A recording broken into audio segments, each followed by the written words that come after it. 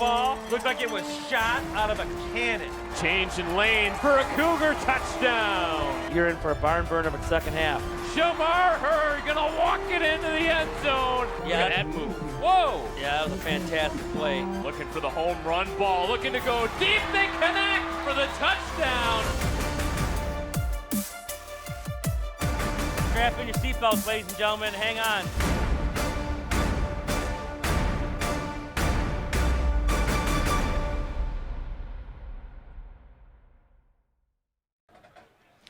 Brad Fetters alongside Jeff Vitale coming to you tonight from Dakota High School, week 1 of the MHSAA season.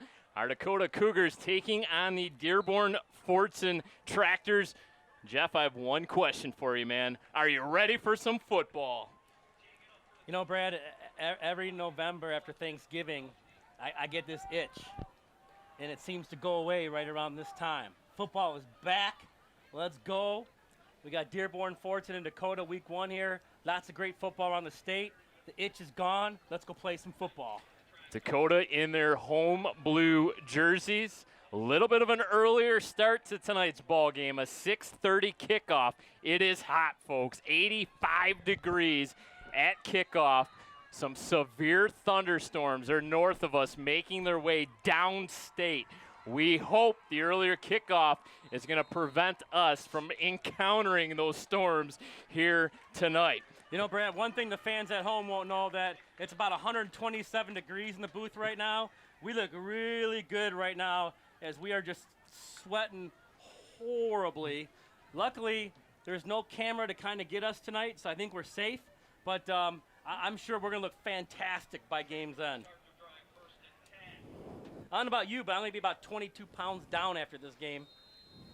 This is the 4th all-time meeting between these two schools. Dakota holds the all-time record at 2-1. Last time these two teams hooked up, 2013, a win for the Cougars, 17-9. That game was played at Wayne State. You know, Brad, Dakota, a lot of questions coming in is replacing so many guys from last year up front on the offensive, defensive line. So I'm really interested to see how they play today. Fordson going to go with a little bit of a wildcat look here on first down. A keeper by Amran Dahir. Pickup of 7 will bring up a 2nd down and 3. A lot of question marks coming into tonight on who was going to be the starting quarterback for Fordson. And even in the pregame, Brad, they were using several different guys. So I'm sure they're going to try to throw everything and try to throw the kitchen sink at Dakota. Getting a week 1 win over the Cougars will be huge for Fordson. Amran Dahir lined up at the quarterback position once again. 3 wide receivers at the bottom of the formation. Dakota brings a little bit of a blitz. Fordson able to wiggle out of it.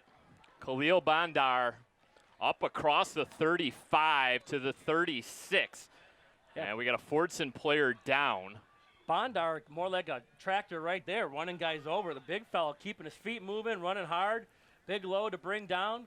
You know, right now, for first 2 plays, Cougars tested early. You know, the one thing you know about Coach Bauer and the Dakota defense, they adjust very well as the game goes on. Last year, defense averaged under 10 points a game. Coach Bauer's defenses are always top-notched and very well coached. So I'm wondering if the way he's looking, it's maybe more of a cramp issue. I think with today's heat, everyone being pumped up for the first game, I think you're going to see a lot of cramping tonight, maybe even up here in the box. Yeah, we're pumping the liquids up here as well, folks. You mentioned that Dakota defense a season ago. In the preseason video, I think I called them stifling, right? 9 points per game. He had 4 shutouts on the season, including back-to-back shutouts as they won the district championship a season ago, blanking Eisenhower and Romeo. When you look at what the season the Cougars were able to accomplish last season, it was one for the record books. Ultimately falling short in a game the head coach Bauer said to us flat out, they let that one get away against Cass Tech. You think that leaves a little bit of a bitter taste in their mouth, perhaps, coming into this season? I mean, absolutely. I mean, they just didn't finish the game. They played a great football game. Just didn't make some plays down the stretch. Cass Tech did and won the game. But, you know, they put some points up last year. But let's be honest, the strength of that team last year was their defense. They don't go 11-1 with how that defense played last year. So. And the injury to the Fordson is Jad Bozzi, and that is a big blow for the Tractors. Bozzi is a terrific big tight end and defensive lineman. He goes both ways, 6'6", 220 pounds. Already has some Division II offers, including Wayne State University. He had to be helped off the field. Yeah, lower body injury, unable to put any sort of weight on that foot. Yeah, we thought it might have been a cramp. It looks a lot worse than that, so we'll see. Hopefully the young man be okay. Oh. And this time the Cougars got the ball carrier, bottled up in the backfield. Khalil Bandar, nowhere to go. He lost a couple. Yeah, a lot of blue jerseys in the backfield there. Nowhere for him to get going. And now the Cougars making the Tractors play second and long and maybe start to get them into maybe a passing down. Well, and here comes out the true quarterback, Muhammad El Mubarak, a freshman, 6'3", 180 pounds. We saw him warming up with the ones prior to the start of this game. Kid's got an arm. 4 wide receivers set. Just to give you an idea, too, to have a 14-year-old on the varsity going up against 17-year-olds is huge. You don't see it that much, especially at the guys' level. 3-step drop, able to float a pass out, completed. Oh man, Amran Dahir. I like that little bit of a deeper out, just a quick little pass to get his confidence. Good play call by the Tractors there, getting that freshman off and going. Because again, when you move up to the varsity level, coming obviously from middle school, junior high, it's a big deal. So the more confidence that you can get in the young fella early, who knows the kind of game he can put up. The line to gain's the 46, so it's a 3rd down, 5 to go. El Mubarak stays in at the QB position. Takes the snap, rolls out to his right, scans the field, floats a pass across the middle. Wasif Nadi, the intended wide receiver, pass deflected Mr. that Hamby. Time by Brady Hamby, and you're expecting big things out of Hamby this year. I told you today, down sitting behind the Dakota bench, I go, you remember how often we called Tyler Harper's name last year? We could have made a recording. I said, mark my words, you are, by even mid-season, who knows, even tonight, you are going to mention Mr. Hamby, if not more, as much. This kid can play. He is pumped up. He has a whole lot of energy. He's a lot like Tyler Harper was in terms of his energy. He gets that football IQ down a little bit more, being a junior, and he is going to be lights out. Felicia back deep for the Cougars. Get away. Ooh. You got to be careful it doesn't hit anybody down there. Whoa, boy. Mr. Coach Bauer. The younger one, Jason, they were both right there, but they're screaming. He had no idea that ball took that kind of a cut. He's jogging off, getting out of the way. He thought he was clear, and both the Bowers came running over there. Get out of the way! So, hey, nice job by the Cougars. They got that one first down. They got that big penalty, or the stop in the backfield, forced Fordson to punt. Obviously, that wind. You really can't. I don't know if you can see. You'll see the flags tonight. They slow down and move. The wind is really tough down there. You're watching kids throwing the pregame. Balls are going everywhere. So it's going to be really tough treading passing tonight against the wind. And we anticipate sometime in the second half the wind to get even crazier. They're talking, Jeff, 70-mile-per-hour wind gusts at some point. No pass interference on the very first pass of the game. Jaden Ford was looking that time for Caleb Pritchard. Pritchard, I think he's really going to be the main man offensively in terms of the wideouts this year for the Dakota Cougars. Yeah, there was a lot of contact on that pass before it even got out of his hand. So, hopefully that's not a sign of things to come, because that play was wide open. And if the Cougars hit that, that's a touchdown. Look at Fordson. Putting everybody in the box here. 8 guys in the box, almost like a 53. Ford drops back, feels a little bit of pressure, steps up in the pocket. Pass too low, intended once again for Caleb Pritchard. Jaden Ford filling some big shoes this season as he replaces Ethan Hamby, the MAC Red MVP. Hamby on his way playing football for Northwood. It might be an adjustment, too. If they're going to put 8 guys in the box where, he's able to step up in the pocket like he did, he's got a lot of room to run. There's nobody there after that second level, and they're all scattered. You might be able to see some huge quarterback runs tonight, because there is nobody. If you look, everybody's wide. There's nobody in the middle of the field. Takes the shotgun snap. Steps up once again, this time able to connect. Colin Sneed across midfield all the way up to the 46-yard line. Yeah, my former Iroquois Panther gave me a big hug for the game. Good to see Colin get a catch early. Get him some confidence. He came in sparingly last year, really got better as the season went on. Looking to do some big things this year. He's tall, he's lengthy, he's quick. He's got some good hands. This is, especially in the specialty positions, the corners, the receivers, safeties, this is a talented, deep team. 16 yards, good enough for the first down. Brings up a new set of downs now for the Cougars. Their very first offensive drive of the game. First time they've kept the ball on the ground. Scampering down the left side. Close to a first down. I think he's going to be just short. 33. Skylar Simmons, senior, 5'10", 190 pounds, will also play some strong safety this year for the Cougars. Yeah, nice, good 8-yard run. Leave you a second short. Lot of things you can call on a down like this. Fordson kind of changing with their look up now a little bit, almost looking like a 53 or like a 4-4 over, where they kind of walk that linebacker up on, you see on the lower part of your screen to the line. So they're committing a lot of guys to the box. Very surprising that so many guys in the box. Dakota usually got 8 yards on that first play. Simmons remains in at tailback. They send Sneed out in motion. Looking to go deep. Got a man! Touchdown, Cougars! Trent Morin! The big man got opened on the sidelines, and Mr. Ford put it right on the money. Big 6 for Dakota early, and now you make Fordson chase. That's a great opening drive by the Cougars. 38-yard pitch and catch for DeMorin as we wait the extra point. Yeah, he's listed in the program at 6'6", 200. Listen, standing down next to him, he is all of 6'6". They sometimes say football sheets lie just a little, padding the height a little bit. Yeah, he is every inch of that. My neck hurt just staring up at him. Low snap, able to bring it up. And the PAT off the right foot of Austin Aronowski is good. And the Cougars lead it 7-0 here in week number 1. Well, Brad, they're packing the box, and Dakota said, all right, we're just going to go up top. And they did, and they hit the big one. Obviously, Fordson might have to look at giving some safety help, because even with 8 guys in the box, the one rush the Cougars have had went for 8 yards. So they might have to adjust defensively just a little bit, kind of slow the passing attack down.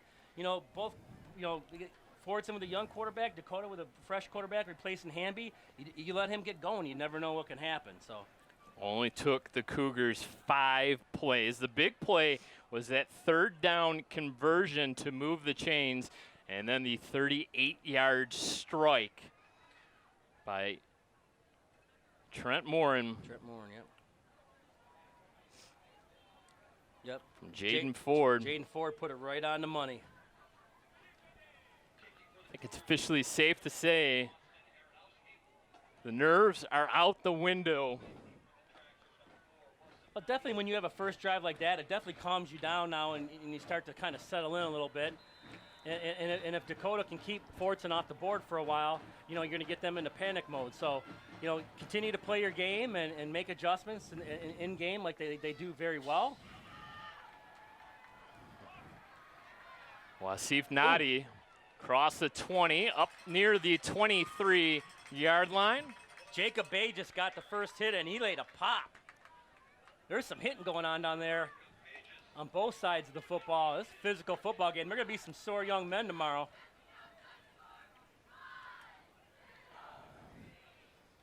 So back to the drawing board now for Fordson. A bit of a disappointing season for Fordson last year as they finished 3-6. It was the first losing season under their head coach, Zaban. It was also the first time since 2005 that the Tractors failed to qualify for the playoffs.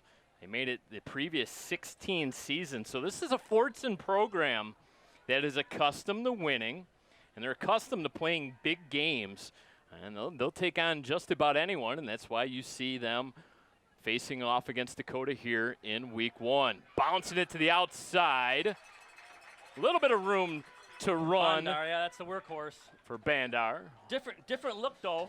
You know, they came out now in a double tight I formation. So instead of trying to spread them out, you know, okay, hey, we're going to line up and try to punch in the mouth and see how that goes, because they did have some success on it until they tried that one run play where the Cougars brought a heavy blitz. So, you know, watching their line, you don't see the 6'6" guys, but every one of those guys are just jacked. They're big, strong, thick, athletic kids.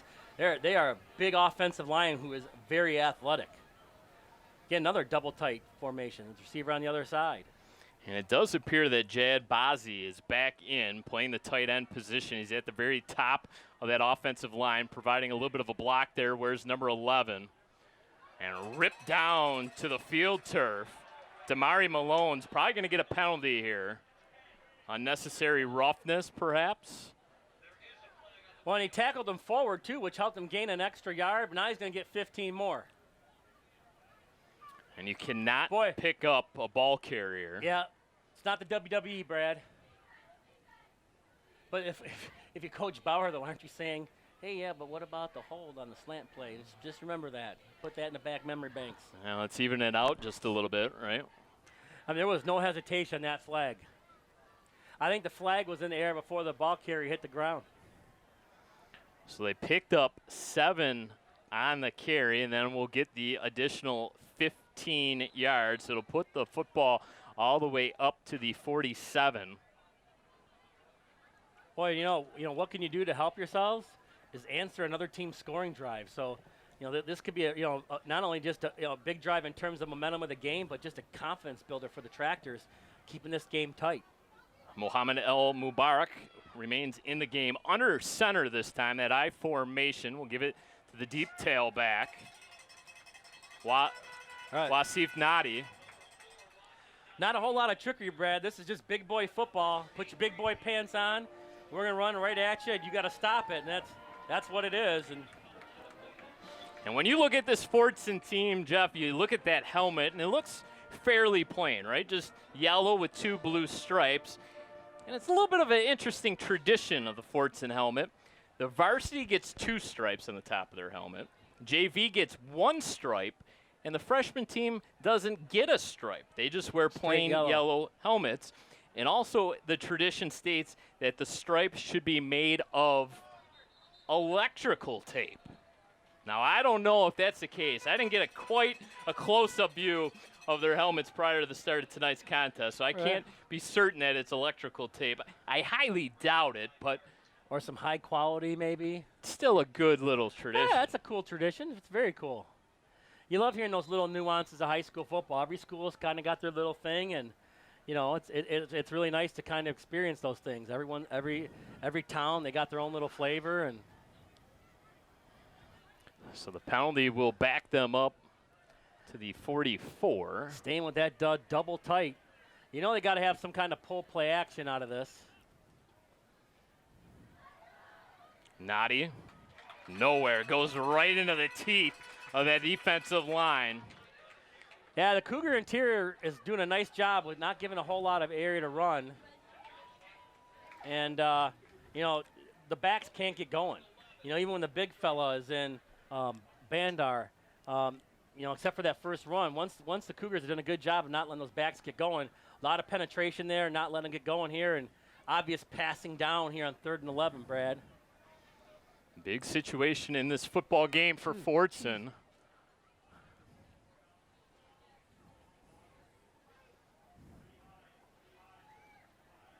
Uh-oh. A little bit of pressure is going to get home for the Cougars. Logan Kreitzer. Tyler Torrey was the first one in there, and Kreitzer kind of helped finish him off.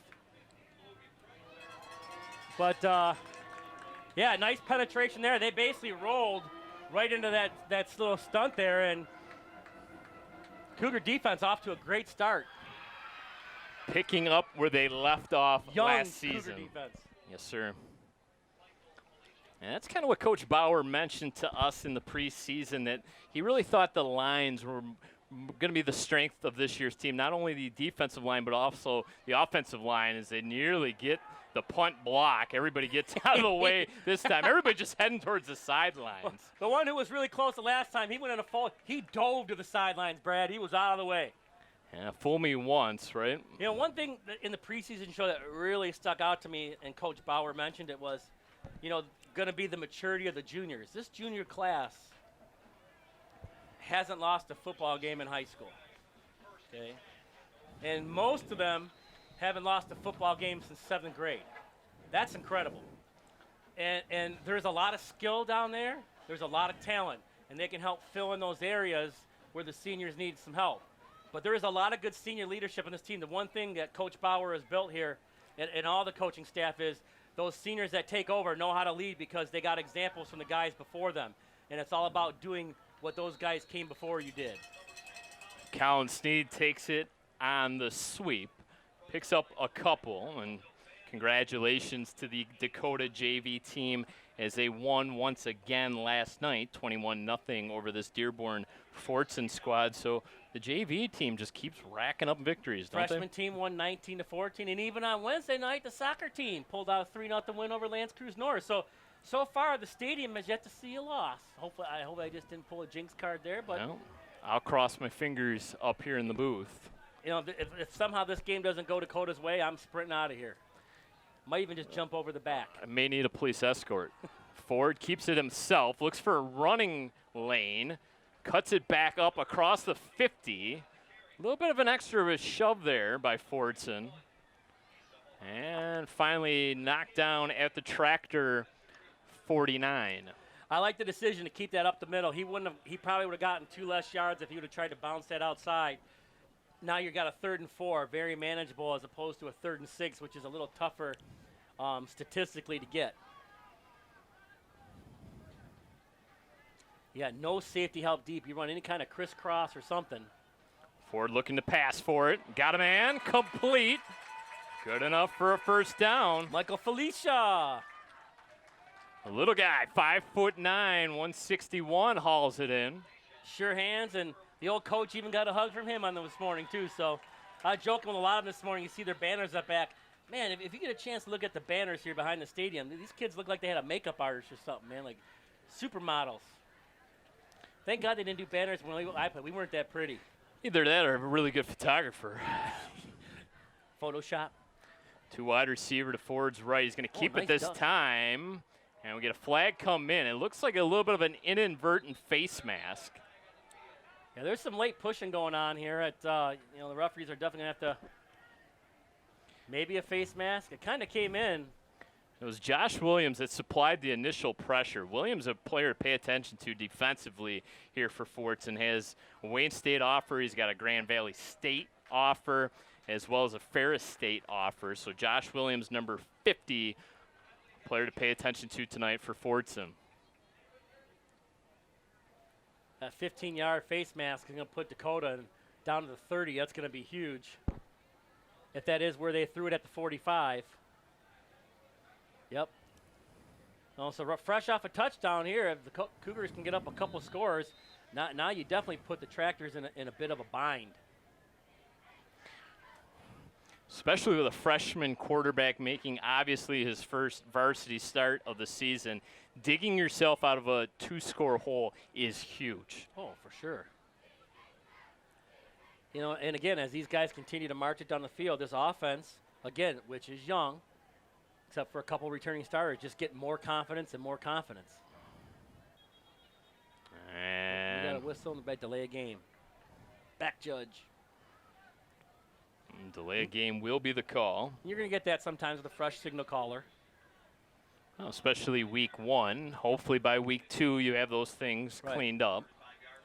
You know, in the 4-way scrimmage, usually at the varsity level they have officials, but you know, it's just some things are obviously let go in a 4-way scrimmage than they are in an actual game. So, well, and there is no play clock on the field, so you really don't have a sense of where you're at in terms of how much time is on the clock. You got to be looking at the back judge to get that signal from him.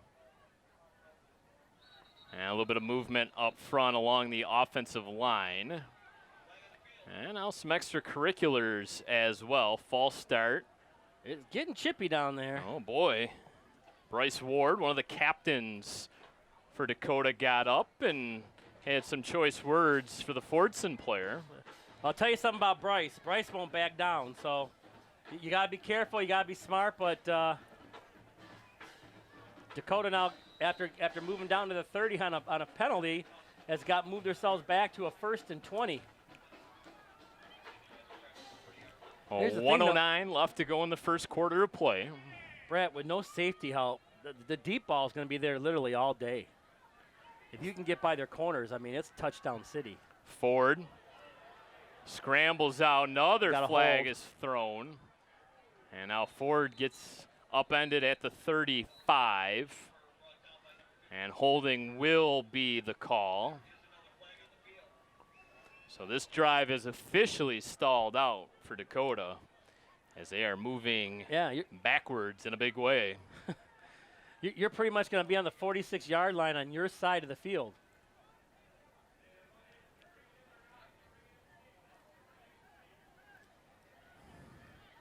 Now they're going to mark it at midfield. So this will bring up a very rare 1st down and 30 to go. Now, is there many plays to call here on 1st and 30? Oh, well, 3 plays of 10 yards. There you go. 3 wide receivers at the very top of the formation, 1 at the very bottom. Ford on the wheel route connects with Caleb Pritchard. Takes a little bit of a shot there. It's a great read by Bobo. Was it Dilo? That's a great read by him on that little wheel route. A nice stick. There are actually 4 tractors there. That was a very well sniffed out defensive play there by Fordson. And now they take that extra lineman out and go into more of a 4-3 to help them in these passing situations, because now you put 2 safeties over the top and you got that help over the top. Trent Morin, the touchdown catcher at the very top of the formation. Where's number 1? 7 seconds left to go in the first quarter. We'll see if even Dakota, they're going to take a time out here with 2 seconds left to go in the first quarter. So we will have one final play of this first quarter, with Dakota leading the Fordson Tractors by the score of 7-0. Well, a little bit of history regarding the Fordson Tractors. The school was established all the way back in 1922. What were you doing back in 1922, Jeff Italia? I don't know. That was a long time ago. I don't think I was born yet. Some of their more famous alums include Marion Illich, who was a 1951 graduate of Dearborn Fordson, obviously the wife of Mike Illich, founder of Little Caesars Pizza, owner of Detroit Tigers and Detroit Red Wings, and Robert Sala, a 1997 graduate of Fordson, who is now the head coach of the New York Jets.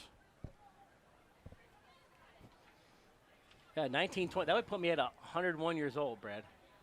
I don't think you're that old, so no, you probably don't really remember 1922. Yes, I don't remember that school open. I was not there for that ribbon cutting. Who knows? Maybe that picture rests in the Illich house somewhere. Could very well be. Ford looking to go deep more, and again, through his fingertips. Oh, boy, I think that had 6 written all over it, as Morin had the step and just couldn't pull it in. So that will do it. First quarter of week number 1 in the books. Jeff will keep it right here on Chippewa Valley Cable Television with the Cougars in front of the Fordson Tractors, 7-0. Yeah, Dilo did a nice job of getting his hands up at the end there. I think that might have thrown Morin off just a little bit. But, I told you that deep ball is going to be there a lot tonight. You might see Trent get a couple tonight just because of the deep ball being there. And, of course, it's a lot nice when your quarterback throwing to a 6'6" target. And some playmakers along this offense for Dakota that are only going to get better. We talked about the amount of talent they lost from a season ago, and they had 11 players from last year's team that are now playing college football. The biggest names, perhaps, Kelvin Watson and Owen Colpert, who have made their way up to Saginaw and are playing for Saginaw Valley State University. We mentioned Ethan Hamby playing at Northwood. Tyler Harper at Siena Heights, one of the 11 Cougars from a season ago that are playing collegiate Coleman football. Wrestling at Grand Valley. Just phenomenal athletes come through this school every single year, and tremendous senior leadership. And let's not forget that. Tradition that's never. Yeah, that's one thing. If you talk to any coach, they had last year is just tremendous senior leadership. Ford has a man wide open. That's Sneed's going to have to do some work now. Try to tiptoe down the sidelines. Got it all the way up to the 35. So it's going to turn this third down into a little bit of a more manageable situation now for the Cougars, as it will bring up third down and 15 to go. Yeah, if they were, I don't know if they decline. It's a fourth. The scoreboard reads the down marker reads fourth down. Oh, you're right. It is 15, fourth. But if they were going the other way, I think you'd see the Cougars kick it. But into this wind, no chance. This is try to hit something maybe in the middle of the field or down the sidelines.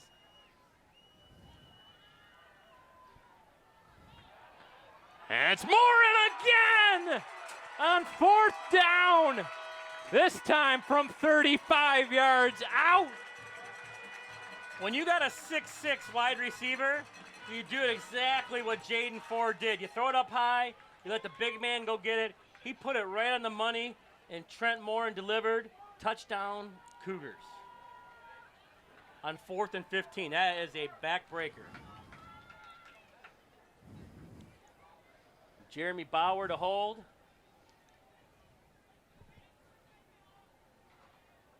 Aronowski to add on the extra point. Trying to see the long snapper, but I'm having a hard time seeing the number. It's another low snap. Bauer able to bring it up. Aronowski able to split the uprights. 14-0 with 11:46 left to go in the first half. So far, it has been the Trent Morin show. 2 touchdown receptions of 38 and 35 yards, and perfectly thrown balls, oh, by the way, by Mr. Jaden Ford. Long snapper was Logan Kreitzer, by the way. So, yeah, 14-0. I mean, if you're the Cougars right now, you love the way this game has started. You've touched the ball twice. You put 2 scores up. The defense, which you replace a lot of guys who are wondering about the defense. So far, first quarter shutout, looking very, very good. So, so far so good. Obviously, it's a game that goes on, and there's adjustments and stuff. So you're going to have to be ready for anything. This Fordson team does have a lot of talent, but you couldn't ask for a better start for a young football team. 33 unofficial yards given up so far by the Dakota defense. Coach Bauer would take that, I think, if you told him before the game at this point in time, you would have. And looking back at last season, and we covered this Cougar team quite a bit last season. When you think back to that game against Romeo, a 17-0 district championship win, they held the Bulldogs, Jeff. I don't know if you remember this. They held the Bulldogs to 12 total yards in the first half. That is unbelievable. Yeah, they were absolutely insane defensively. So. And now we'll get a kickoff infraction, kickoff out of bounds. So this will give the Tractors some terrific field position. And remember, that's the second time around you're playing Romeo, too. Correct. It's tough to beat a team twice. And those were 2 physical football games. Holy smokes. And that's what Coach Merchant over at Chippewa Valley mentioned to us in our preseason video. You go through that gauntlet of the MAC Red, arguably the toughest football division in the state of Michigan. Top to bottom. And your reward is to take on all those teams once again in the playoffs.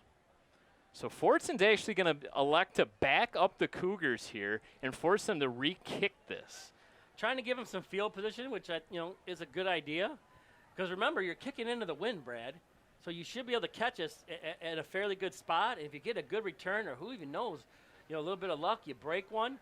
I mean that's type of a game changer. So especially with the wind in their face, I think it's a very good idea to have them kick it again.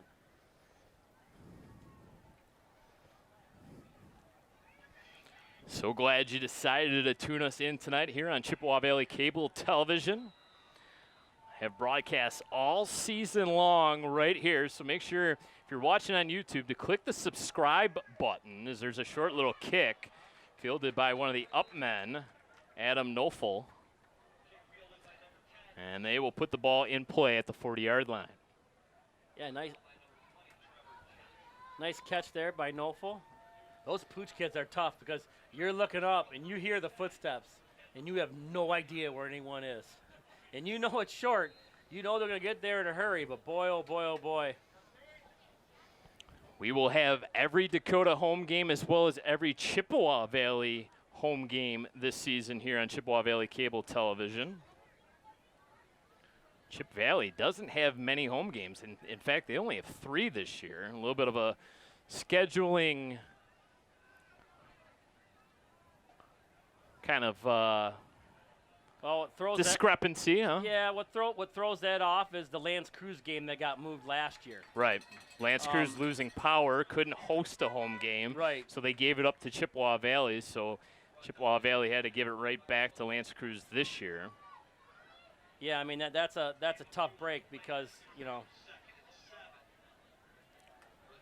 gonna play three not easy road games in a row, and then you come home and play Dakota. Yeah, not to mention you're opening against West Bloomfield, so holy smokes. Yeah, that West Bloomfield game taking place tonight at Wayne State University. Well, the other MAC Red game taking place today is Anchor Bay on the road taking on Port Huron.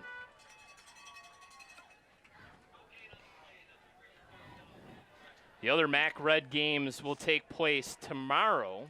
Romeo, they got a good one. They're taking on Caledonia, who lost to Belleville in the state title game last year. That one's going to be at 3:30 tomorrow in the Big House on the campus of the University of Michigan. Stevenson will travel to Novi, and Eisenhower will go on the road to take on Oxford. So that's your look around the MAC Red. Some movement up front once again. This is going to move the tractors back. That'll bring up a 3rd down, 11 to go for Fordson. Those pre-snap penalties, they are drive killers. Yeah, those little mistakes are tough, and now you're gonna drop 7 back, and those front 4 are just gonna tee off and come after you. So one thing to keep Bazzi limping off the field again, so he's fighting something. Tough kid because he keeps coming back, but we'll have to see it throughout the game because, yeah, you want to win the game, but this is week 1, and you're going to need him for the other 8 weeks too. So they're going to have to really try to manage him to see how that goes throughout the rest of this ball game. Mason Badoon now in at QB. Mason's just going to throw a little bit of a screen pass. Noddy bottled up in the backfield, nowhere to go. Brought down by Brady Hamby. Oh. There's a Hamby kid again. Oh, how about that? It's almost like I called that. Might as well circle him in your program, right? Number 8? Yeah, that number is going to be on repeat play on the PA announcer this year. You are going to mention his name a lot. Brady Hamby. If you don't know it, get to know it. You're going to hear it all the time. So 3 and out forced by the Dakota defense. Max protect now for Fordson as the Cougars have come close a couple times in blocking punts. They bring it again. This one's shot straight up into the air. You're going to take a bit of a Fordson bounce. Huge bounce. And will roll all the way down to the Cougar 20. Well, that's definitely the worst starting field position the Cougars have had today. And there is a flag down.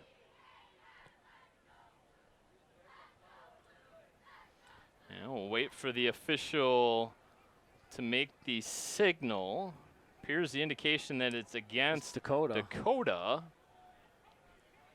Holding the call against Dakota.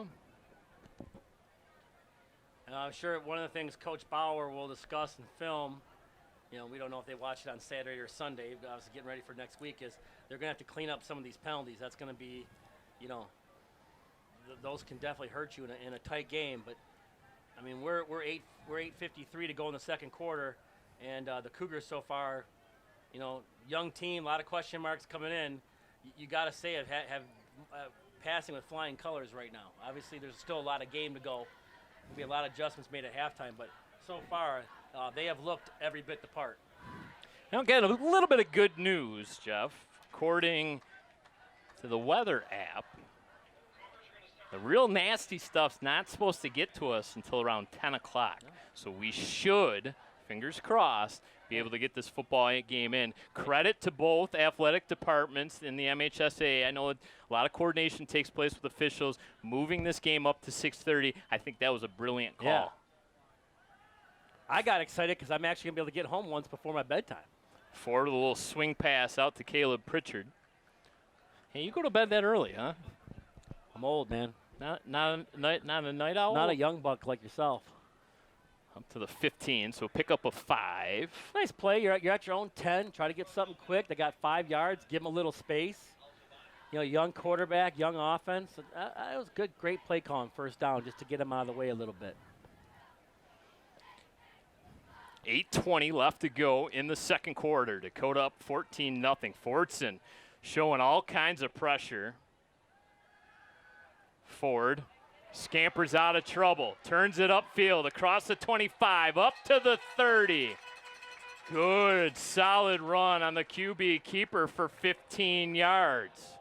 Oh, the kid made a nice read right there. He's going to be something special. I know they were very excited when he came in here as a freshman, and he's learned, he's gotten better, and now he's ready to take the reins over. And you're going to see this young fella for the next 2 years, I think, do some great things. Heck of a pitcher as well for the baseball team. Coach Had a Plouffe great loved having season him, last didn't year. he? Yeah, made it all the way to the state tournament. I'd give Dakota 5 extra yards. There wasn't one guy outside. There was like 4. Pick a number. The cliche, right, is you always see the most improvement between weeks 1 and 2. So you're hoping, if you're a fan of either one of these teams, all these procedural penalties get cleaned up by the time next week rolls around. Yeah, there'll be a lot of situational stuff in practice. Obviously, the film session, I'm sure something that's going to be discussed by both teams, because those are little things that can just kill you. And there's that sweep play to Colin Sneed, looking for the edge. He's got it. Look out. Ooh. Well, he got out of bounds there. They just lit him up out of bounds. And no flag there, but Ali Azadia with the tackle. Definitely the lenience on the flags, I don't think so far has been 50-50. Because he stepped out of bounds, and then he was 2 steps into the white, and he got stroked. Colin just dusted it off, though. He's tough. He's a football player. 3 wide receivers set. Connor Meehan in motion, now kind of leaks out. They're looking for Meehan. They got him. Yeah. A little bit of a tight end waggle there. Yeah, he took, oh no, now he's holding his shoulder. Number 8 took him down pretty heavily there. And And he wants out of this football you're game. talking about the slam. You want to talk about 50-50, that was just as bad as the slam. That was a tackle with an intent to hurt. I'm going to tell you that right now. Call me a liar. And visibly and audibly upset is Jaden Ford. It appears, it's his left shoulder, so that's his non-throwing shoulder. It's going to be tended to immediately by the athletic training staff here at Dakota. Hopefully a little bit of a stinger maybe. It looks like she's getting a little massage right now. Well, I think at this point she's just trying to calm him down. That turf is soft, but it's not as soft as y'all think it is, especially when you get slammed by a 6'4", 210-pound kid. And unfortunately, the pads are coming off. Yeah, going to take a look at his shoulder. Rib protector has already been unsnapped, and we will get a feel for whether or not he's going to be able to return to this football game. Hey, you work so hard to get the starting quarterback job, and you get hurt. And now coming into the game here as try to see the number. Naperkowski, Jack Naperkowski, senior. So he's going to need some big reps right here to kind of keep this going. You can see Fordson, they're thinking run all the way. Look at them pack the box.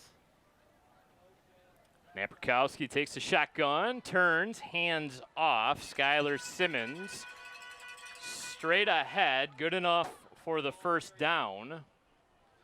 And then a Fordson player slow to get up. That's the aforementioned Josh Williams. A little concerned. There is a lot of stuff after the whistle going on right now. And these officials are going to need to get this under control. A lot of kids are going to get hurt. So we mentioned 3 previous meetings between these two schools. Week 1 of the 2013 season was a 17-9 win for Dakota over at Wayne State. They also played in 2012. That was a 27-17 win for Fordson. And then these two teams also hooked up in a regional championship game back in 2002. That game went the way of the Cougars 14-11. Dakota eventually losing to Catholic Central in the state semifinals that year. Yeah, they've had some matchups in the state playoffs. I can remember back when Chippewa and Dakota shared the field, late October. You know, it would always be that regional matchup. You know, either CV or Dakota facing Fordson. Austin Tuchowski, another one of those captains for head coach Bauer. Yeah, trying to change some personnel up, just trying to kind of peeking down here to see how they're tending to Jaden Ford, just taking out his full shoulder pads off very gingerly. Tuchowski can be a little bit of a mainstay on that defensive side of the ball as well. Going to play the safety position. Nice job by the faithful in attendance here, making some noise. Good showing by the student section as well. They went with a construction theme here tonight as Tuchowski rumbles for another Cougar first down. Construction / neon is what I was told by the student section leaders. And the Cougar mascot was also wearing a construction vest. Also very well done. If you haven't seen it, the student section put on a video of how to act at games. Quite fabulous if you get a chance to watch it. Very well done. Maybe they got a future. Maybe our jobs are in jeopardy. Could very well be. Don't give any of those students any bright ideas, Jeff Vitale. I actually like my job. Naperkowski, in and out of the hands of Morin. And you think maybe perhaps he was hearing footsteps? Yeah, he might have. They had 2 guys lining him up. And he might have just peeked a little bit beforehand. He had some space, though. If he would have turned it up, he might have been gone. But, you know, the big man's got 2 touchdowns already, so he is only going to get better. And, boy, what a weapon he can be. Ali Hamoud in coverage for Fordson. Yeah, they had 2 guys closing on him fast, and that could have been tough. Nice ball by Jack, though. He put that right on the money. Beautiful pass. Second down, 10 to go. Schneid comes in. Now goes back out. The handoff to Tuchowski. Nowhere to go there. Debanoon in on the tackle. Yeah, nothing going there. Tractors had that middle stuffed, and there was nowhere to go. Very well done defensively there for Fordson. Now you're talking a 3rd and long here, so they're probably going to go into their 4-3 here to play a little coverage. But they did it last time, and they hit Morin deep, so. Morin at the bottom of the formation. Schneid is in the slot. They're going to roll Naperkowski out to the right-hand side. Morin's the target again. Stayed in bounds somehow. Caught it short of the sticks. And that second effort, tiptoeing down the sideline, picked up an extra 5 yards and picked up the first down. That, my friends, is good football IQ. Yeah, on the initial tackle, he wouldn't have made the first down. Defender slipped off him. He was able to tiptoe down the sidelines, those long legs, and get an extra 5. And now here come the Cougars knocking on the door. Looks like that ball spotted from the scoreboard on the 8. Kind of hard to see it from here. Could be the 7 maybe, but they're in business. And this is last year where you saw them inside the 10-yard line. They were pretty much money. And look who's that quarterback. Brady Hamby this time. Told you we're going to be calling his name a lot. And we get a timeout called by Dakota. They weren't quite sure there in regards to the personnel on the field. So Hamby perhaps will get another opportunity to take a snap at quarterback. We'll see.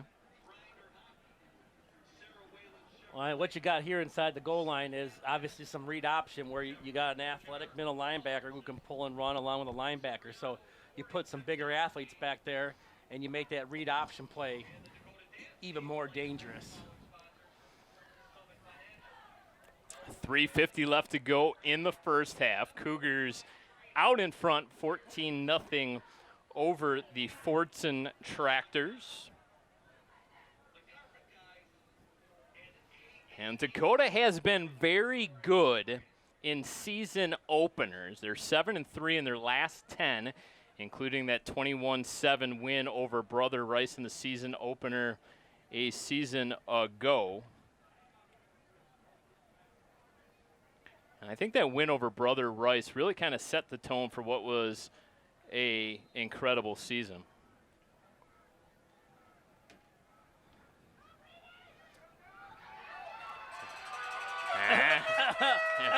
Right on cue, Brady Hamby with the keeper coasts into the end zone for another Cougar touchdown.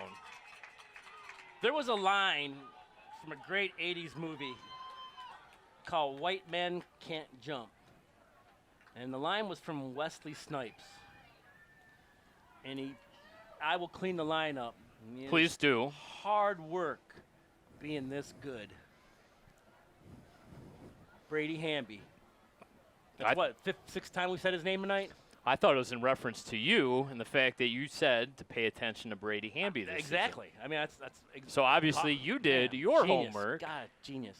And some hard work paying off for Jeff Vitale as 20? the kick is good. I think if you were to tell Coach Bauer, hey, 3:44 to go, you're going to be up 21-0, I think he would have double ticking at you a little bit. I don't know if he would have kind of expected this. She's got to be pleased. I will tell you this. Knowing those guys, they will not go into that locker room satisfied. All you've done was play a half, and I'm sure that's going to be the main focal point. It's been a good half, but you got another one to go, and the game ain't over.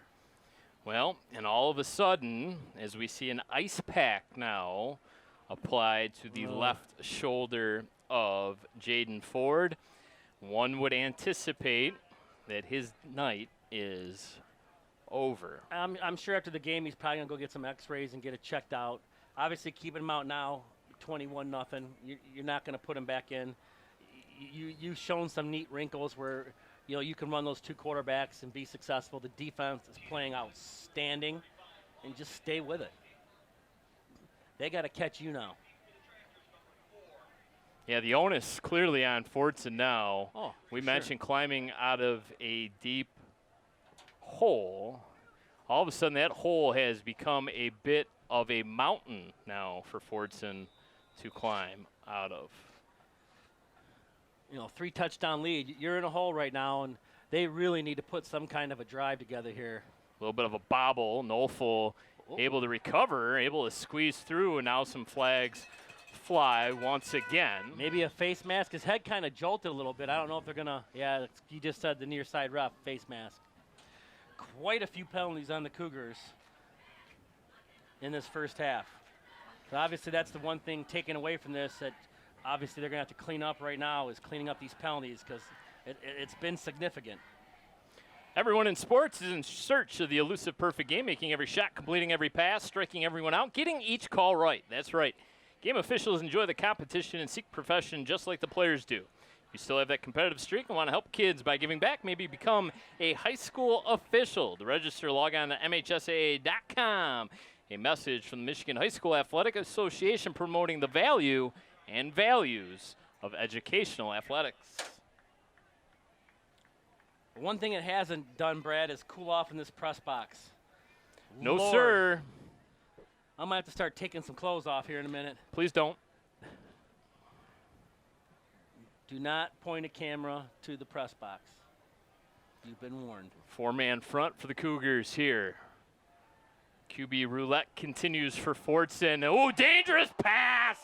Nearly intercepted Arnez Sanders.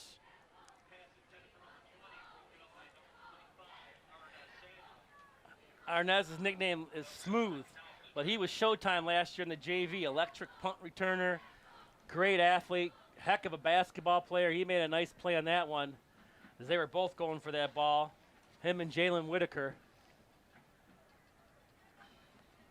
I feel like, in here, I feel like Ace Ventura and the Rhino when Ace Ventura when nature calls. That is quite the visual. You know, Jeff, you're not sweating quite as bad as I am. I'd like to point that out. I don't think you're grasping how much you are not sweating. It's not perspiration. It's downright sweat. I'm sweating in places I didn't think a human being could sweat. You know you're in deep. And we got another half to go. You know you're in deep trouble when your forearms have beads of sweat pooling on them. I can only imagine what those athletes are going through. I mean, I won't have a problem getting out of the door. I'm just going to slide right through like squeezing a bar of soap. Yeah, slide right down the steps of the bleachers on our way down.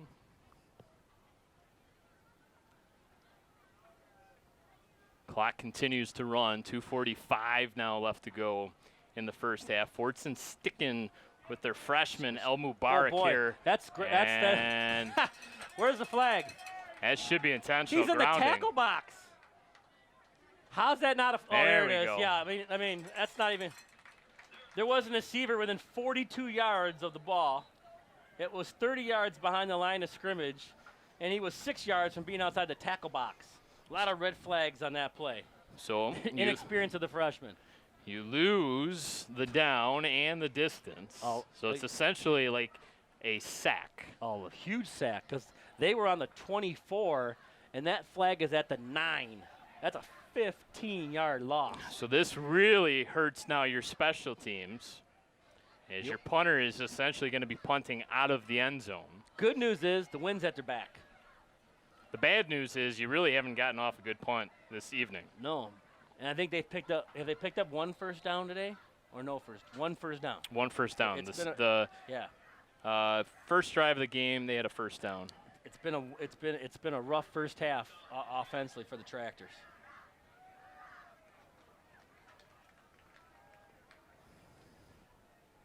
And then they had a penalty. They also got them a first down on their second drive of the game, but since then they have gone 3 and out. Cougars putting 2 guys back to receive now, Felicia and Sanders. A much better punt this time. Fair catch called for and made at the 35-yard line by Felicia. So really good starting field position for this drive. A very short field as they will begin it on the Fordson 35. And you're looking to put some additional points up on the scoreboard before the half. And don't forget, the Cougars will get the ball coming out of the halftime intermission. I mean, really, you can get 14 points here. It would be huge because not only that, then you make the clock a running clock with Hurricane, Hurricane Swall coming here. I could see you're searching for a name to call the Hurricane. I just chickened out and just picked something easy. They go alphabetically. That's why I don't teach ELA. Or weather, apparently. No. Trying to twist out of that tackle was Pritchard, but another penalty flag. This time it's going to be a personal foul against Fordson. Going low on the quarterback. Bandar did a nice job on the coverage there. He didn't bite on the spid move by Pritchett, and but you got going low on the quarterback, and that's going to give Dakota a first down. And I mean, they put you down 28-0. This is going to be nearly impossible to come back from. You are in a deep, deep hole as this team is just gaining more and more and more confidence. And this was a Fordson team a season ago that gave up 27 points per game, and that was probably kind of the tipping point for this team last year was defense, defense, defense. You're not going to win many football games at this level, giving up 27 points per contest. No, it's going to be a rough season. Fordson plays out of the Kensington Lakes Activities Association. We mentioned Dakota's terrific 7-3 mark in their last 10 season openers. Fordson 6-4 in their last 10 season openers. Boy, oh boy, there's a big difference. I know it's only one game, and I know it's week 1, but getting off to that 1-0 start is just ideal. Oh, nearly a circus catch there by Pritchard. Gonna be interference. He went up, high-pointed that football, and just couldn't bring it down as he came crashing to the field turf here at Dakota High School. Made a great play, almost had it. But, yeah, defender is all over him, and that's going to put Dakota half the distance, and they're going to be inside the 10, and here we go. Kind of get the feeling 17, that so 8 or 9. Pritchard could be that playmaker this year on the outside. Boy, oh boy, how good was Owen Colpert last year? Right. Yeah, and you know what? There's no Owen Colpart this year, but there's a lot of balance. There's a lot of guys that can quietly hurt you before you kind of figure out what's going on. You know, Trent Morin having a great game today. You know, you got Pritchett here. They've used Sneed. You've seen Tchowski. You've seen there's Hamby. Hamby's in the game right now. My man. Hamby in at quarterback. He asks for his man to come in motion. That is Pritchard. Hamby going to keep it himself. Straight up the middle. Wide open running lane. Walks it into the end zone for his second touchdown of the quarter. And that Cougar lead has really opened up now. 27-0. I'll sleep pretty good tonight, Brad. Yeah, you will, and so will Brady Hamby. Yeah, he's something else. And boy, this team is now getting into that physical mashup that you saw a lot last year. And if they can get that identity with a lot of the speed and the perimeter they got, oh, this team could be devastating. If they can impose their will, and that's kind of been the MO of Cougar teams for a number of years. Up front, right? Oh. Imposing your will, getting down and dirty in the trenches, controlling and maintaining that line of scrimmage. If they can do that, they are going to be very good once again this season. Both the Cougars and the Big Reds have kind of been offensive line U for the last few years. But, two schools in the MAC Red with great offensive lines. Even Romeo the 1 year, but not consistently. Those two schools, the Chippewa Valley schools, have been by far consistently, year after year after year, just pumping out tremendous offensive linemen. And, of course, who reaps benefits from that? All the skill players, because they're just running through gaping holes and get to do their thing and look really good. 28-0 with 2:05 to go. That is definitely something we didn't think we would see coming into this game. So personal fouls against both football teams. They will offset. The extra point is good. 28-0 our score. Yeah, and you're wondering, well, why even call that? Because here's why. A second personal foul ejects you from the game. Correct. So they have to register it on the field. So if either of those players get a second personal foul call, they will be ejected from the game and cannot finish.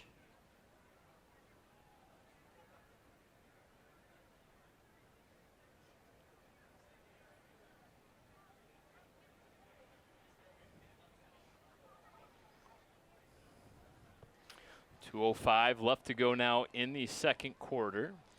See the shot of the brand new scoreboard. You've seen that probably several times today. Beautiful brand new scoreboard. Both schools getting the same scoreboards. Obviously different colors, but it's been the first time, I believe, except when they shared the field, of course, that the two schools have the exact same scoreboards. And they're beautiful. They play video. They have awesome audio system. You sounded great on the board earlier. Oh, you noticed that, Yeah. Jeff? Yeah, that was a lot of fun putting a little pre-game video together. My intro was in mute, so no one heard that, so that's all right. You sounded good, though. Oh, I appreciate that. Fun to produce. And since that point, we've just been sweating.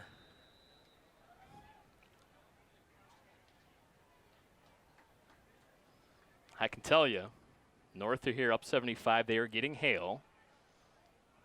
So something is out there, and it's coming this way. But once again, I don't want my hair getting wet. we think it's Gonna get this football game done in time, and hopefully we get all the equipment packed away. That's the most important thing. But hopefully you guys get all the equipment packed away, because I had surgery a month ago. I can't lift 10 pounds, so good luck with that, you guys. I'm praying for you. Once again, Brad Fetters will do all the heavy lifting. Gotta go to my dressing room. While Jeff Vitale reaps the benefits. Well, if they score to start the second half, you got a running clock. That is definitely going to help get this game in. Fordson with 2:05 left to go in the first half. We'll scrimmage from the 20-yard line. And that Cougar defense just getting more and more confidence with every snap. A little bit of a low snap. Mason Beydoun in and out of the hands. That was going to be a big gainer as he had Amran Dahir wide open. Yeah, Malone was under the coverage, and he might have got enough of a hand up to maybe, like, not deflect it, but enough of a hand to maybe distract the receiver type thing. Yeah, but he was beat by a couple yards behind him, so. Appears we had a legal man downfield for Fordson. Well, I made that comment a little while back about how the penalties have come, and now all of a sudden they've just swung 180 the other way. I don't know if the referees are getting paid by the flag tonight, but let's get this game in because people are sweating up here. We might need the trainer up here later. Who knows? If you're watching this live on YouTube and are going to make your way over to Dakota Stadium, bring Jeff Vitale some Gatorade, please.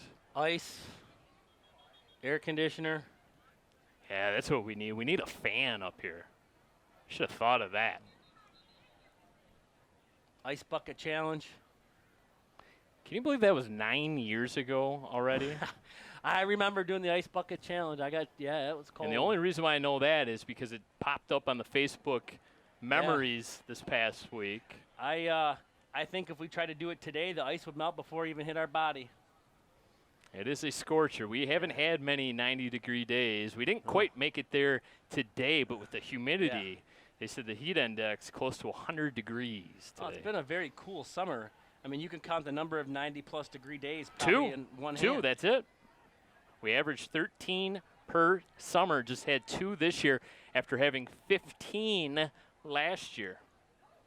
Handoff here for Fordson. Noddy to the outside.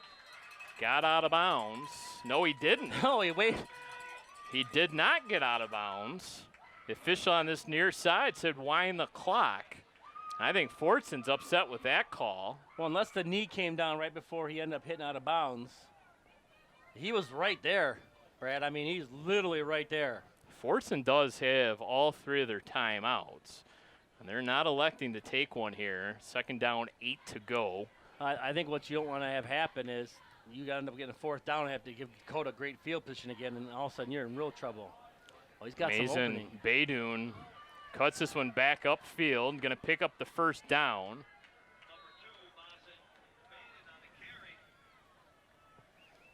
Yeah, nice scramble there. He saw nothing in front of him. That was a great job of getting the first down. You stop the clock, you can get your offense set, and you got another fresh set of downs. So nice job there.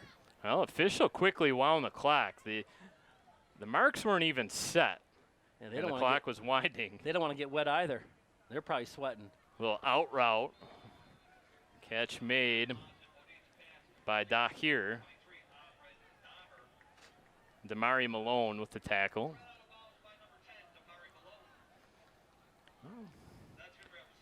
Pickup of 7 brings up a second down and 3 to go. 50 seconds now remaining in the second quarter. They'll get out of bounds, definitely helps them. They can get huddled out, kind of reset themselves. You do got the win. I didn't get a chance to see their kicker much before the game. Don't know what kind of leg he has, but you know, you can get it down another 20 yards maybe, 25 yards. With this win, you might have a chance to maybe get some points up on the board.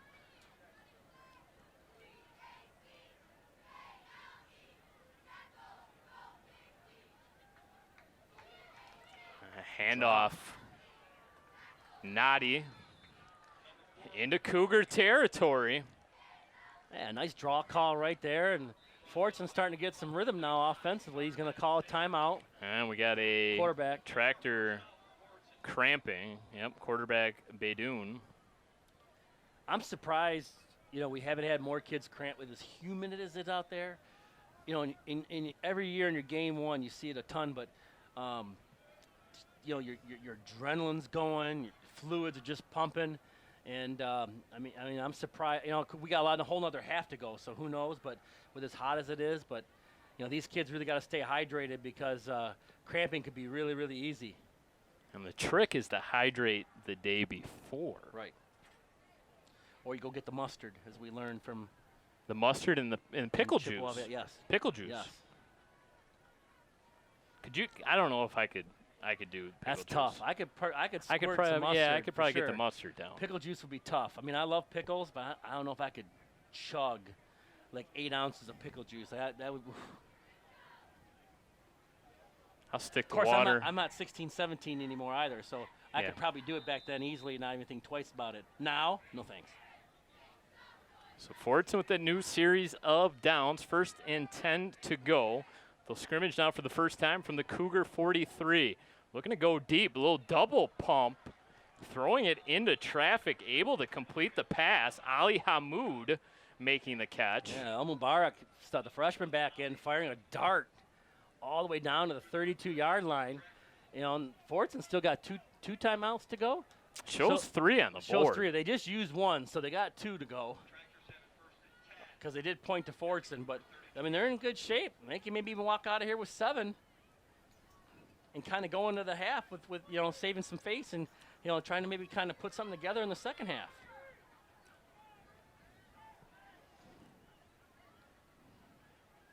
Cougars show pressure from the outside. They don't bring it. A little bit of a delayed rush. Screen.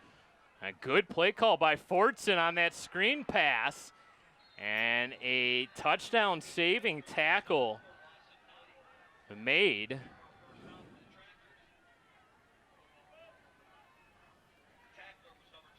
Yeah, a little screen play. Cougars front 4 came hard upfield, and Fordson now inside the red zone. Elijah Warren, late addition to the Varsity roster. Oh, I think he picked it. He Yep. did. Oh, what an interception. On the far side. Damari Malone jumped that out route, and he picked it. And huge play for the Cougars now as they can pretty much take a knee and go into the half up 28-0. What a play. Big momentum killer there. Those are big plays on your defense. Got their heels back, heels up against the wall. Fordson marching down the field, and you get one of your big time players to make a big time play. Damari Malone, just a monster out there. 6'2", 220 on the program. That was a nice job of jumping that out route. Like that outside linebacker position. Huge play. And now one would think Jack Napierkowski will just take a knee, and we will head into the halftime break with our Dakota Cougars out in front 28-0. One more snap, and that will, in fact, do it. Jeff Vitale, a very, very entertaining first half of football. If you're a Dakota fan, your thoughts on the first half of play? Yeah, I mean, a lot of unknowns. I think they answered a lot of those questions, and now what you want to see is that same consistency come out in the second half. You got to be thrilled with how they played, but you can't be content. You got to continue to want to get better and continue to do some things, and we are going to cross our fingers. And hopefully Jaden Ford, is going to be okay further down the season here. 4 offensive possessions for the Cougars, 4 touchdowns as they take a 28-0 lead into the halftime break. We will turn it over now to the dance teams. We will turn it over to the band as we take a break here on Chippewa Valley Cable Television.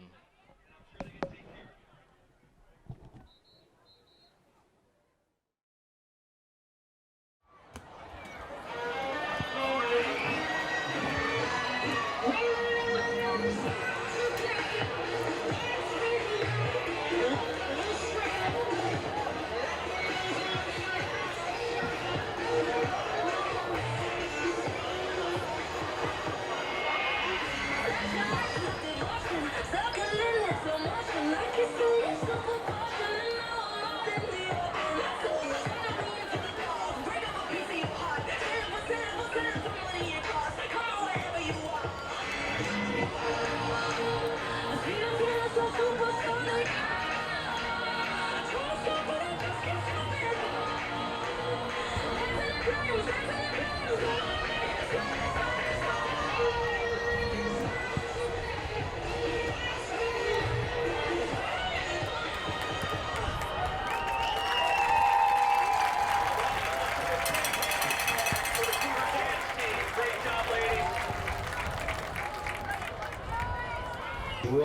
Majors, you may now begin your halftime performance.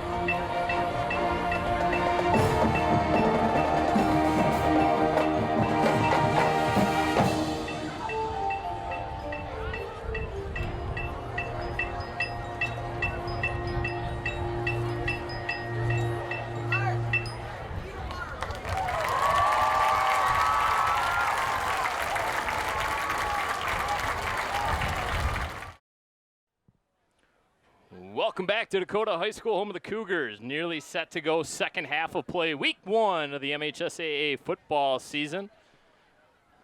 Dakota Cougars comfortably in front, 28-0. And the story of the first half, obviously, the Cougar offense getting the job done. Brady Hamby very good on a couple QB keepers. Trent Morin 2 touchdown receptions through the air. And now really the storyline becomes Jaden Ford, the health of the quarterback of the Dakota Cougars. Obviously not going to return here in the second half of this football game. Going forward, how healthy will he be? Yeah, I'm sure he's going to go get some x-rays after the game. You couldn't pull that kid off this field right now. He's going to cheer his team on as all leaders and quarterbacks do. So, you know, if you're the Cougars right now, Brad, you played a great first half. Now, you know, try to get out, get that first score. Clock will start running. You can get a lot of guys in.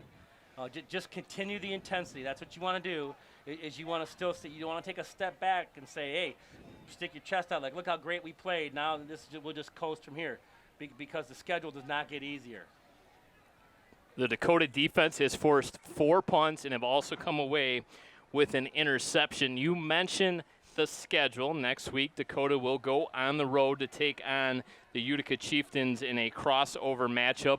And then it becomes Mac Red play a home game against Anchor Bay. We'll have that one right here on CVC TV before going on the road, back-to-back road games, Sterling Heights Stevenson, who should be much improved. And then, of course, September 22nd. We can already start looking ahead. I think that's fair. Yeah, that's fair.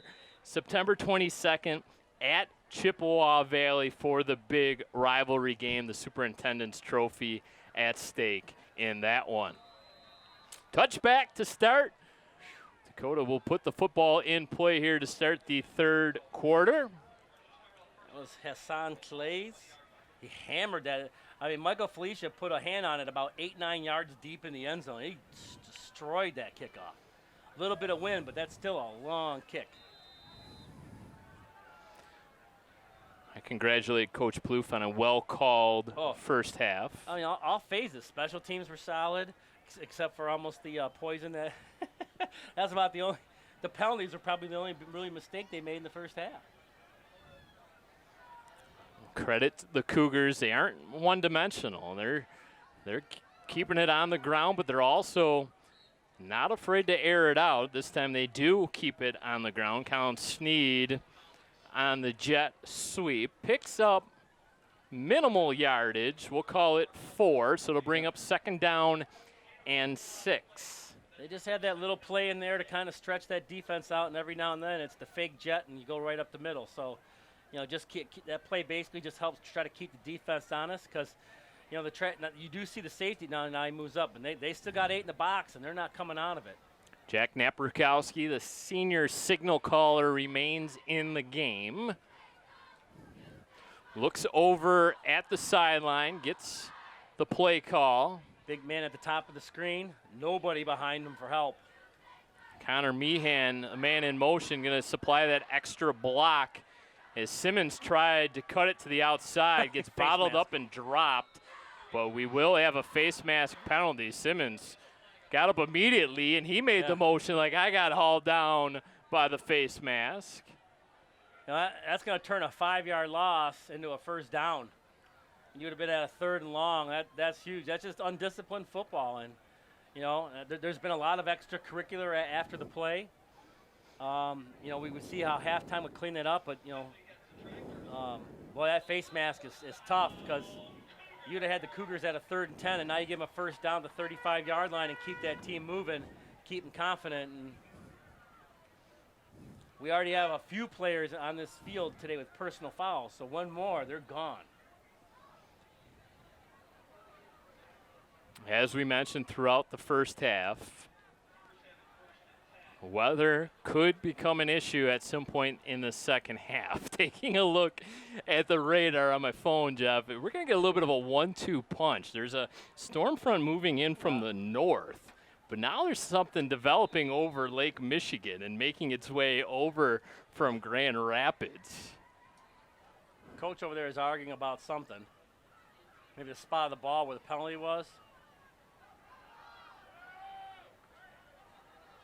Another hard neck hit. Tackle almost like. Hussein El-Barkat with the tackle. Simmons with a gain of maybe 1.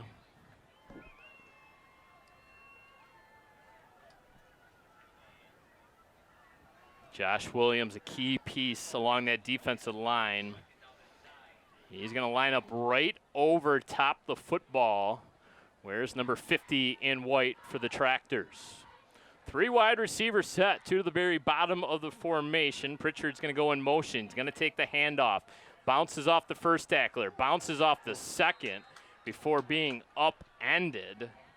That was a good tackle. Ali Hamoud and Khalil Bandar in on the tackle. Yeah, going low on the big fella, and Dakota, going against the wind here. Obviously, passing down. You see Felicia coming in for Meehan. Gonna try to spread them out a little bit. Maybe try to hit Morin again.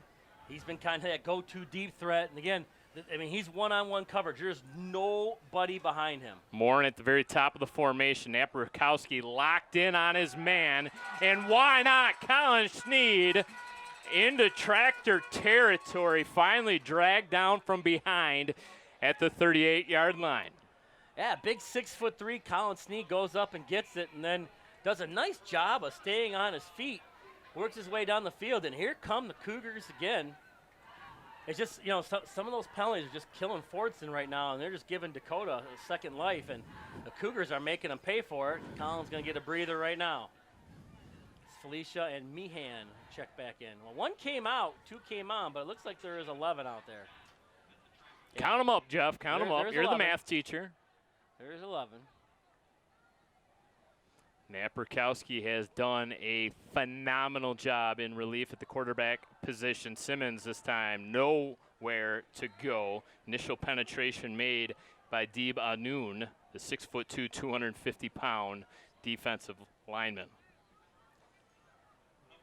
Yeah, you're just basically watching a difference right now of disciplined football versus undisciplined football. A lot of throwing each guy's lineman around. You're not even near the play.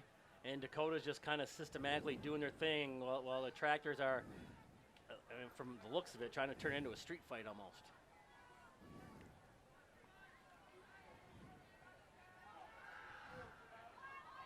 Little swing pass to the outside. Open field tackle made by Khalil Bandar. Felicia with the reception. Up to the 35. Line to gain is the 28. So we'll bring up a 3rd down and 7 to go. No Sneed in the game, but they're going to move. They're going to move Pritchett inside where he might come across the middle, kind of like Sneed did in the last one. Plus you got Morin up top. You got flushed right away from the pocket. Big blitz. Napierkowski going to keep it drilled out of bounds. Deeb Noon again making the tackle.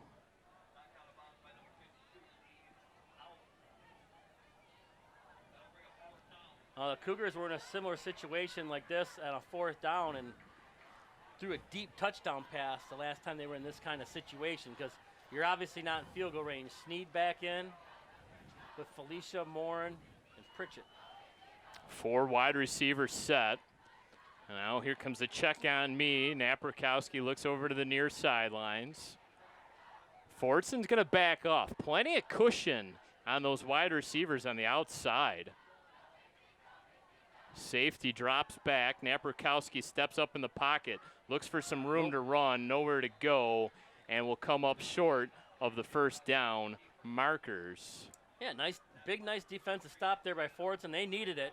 They didn't want to get down 35-0 here, so maybe this will give them a little momentum here. Offense needs to get something going. They got all the way down about the 10-yard line and right before the half, before they threw that little pick and huge play by the Cougars. So we'll see how the Dakota defense now looks coming out for the second half. Hussein Ajami making the tackle there for the Tractors. All the receivers were covered up, Brad. There was nowhere for him to go. Of course, didn't help running into the back of one of your offensive linemen. That'll slow you down a little bit, too. Yeah, that kind of stunts your movement immediately, kind of like running into a brick wall. Right. Twice your size. Yeah, it's probably more, more than a sorry, I'm getting all kinds of messages here. Mr. Social, Mr. Popular, Jeff Vitale. Yeah, shaking hands, kissing babies. Straight handoff. Hamby run him down for Noddy picked up one. Another flag. Sanders cleaned him up over there. Holding the call against Fordson. So a lot of self-inflicted wounds tonight by the Tractors. Yeah, penalties have killed them. Some turnovers. You know, first 4 drives, lots of punts. You know, for quite a while, the penalty calls were going kind of in their favor, but now it's kind of 180, and they're just continuing to shoot themselves in the foot, which is allowing this Cougar defense to kind of tee off on them. And, you know, a lot of guys over there going both ways. They're really putting their defense in some tough spots. Yeah, the depth, obviously an issue for Fordson, not able to go nearly as deep as this Dakota squad. And on rolling a day out, like this, it takes a lot out of you. Catch made by Adam Nofel. Got quite a bit back on that one, Brad. Nice little deep out. Up to the 31. Going to be 13 yards short of the first down, so second down and 13 to go. 28-0 our score. Clock stops with 5:41 left to go in the third. As Armageddon makes its way to Macomb Township. You saw the radar. That's a lot of red. A lot of red, lots of oranges.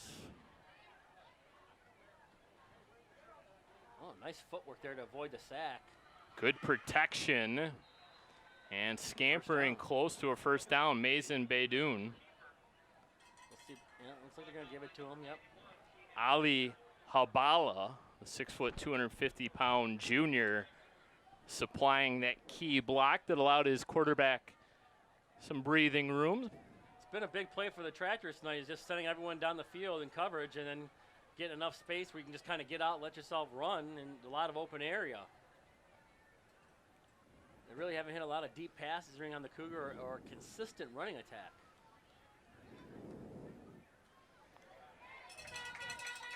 Nothing there this time. Jake Kolakowski, one of the first Cougars in. Then a whole host of Cougars came in to help.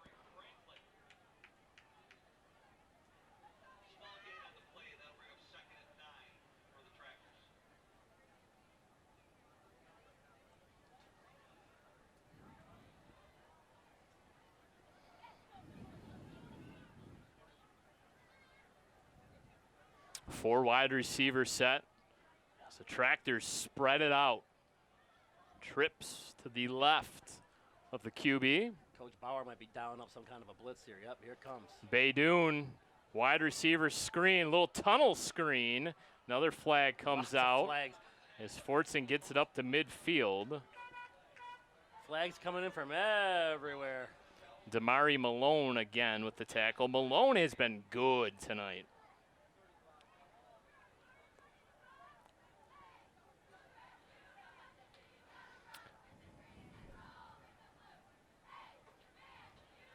Officials sorting this one out. Looks like it's going to be on Fordson. Block in the back, the call.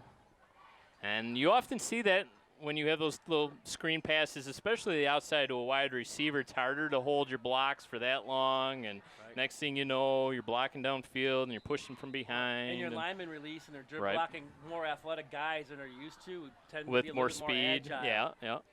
Trying to get to the outside, sure. Those big guys don't slow down as well. I've heard that. Like a choo-choo train. Going downhill. Toot, toot. Baydoun looks to his right, goes back to his left. Oh, Nothing going out. nice job What a play by Brady Hamby to That's diagnose that immediately. Yeah, that's that Hamby kid again, right? Khalil Okay, Bandar all right, yep. with the reception. Just making sure. Number 8 in your programs. Gets a big slap. 5 applied there by Damari Malone. Hamby just an old school linebacker.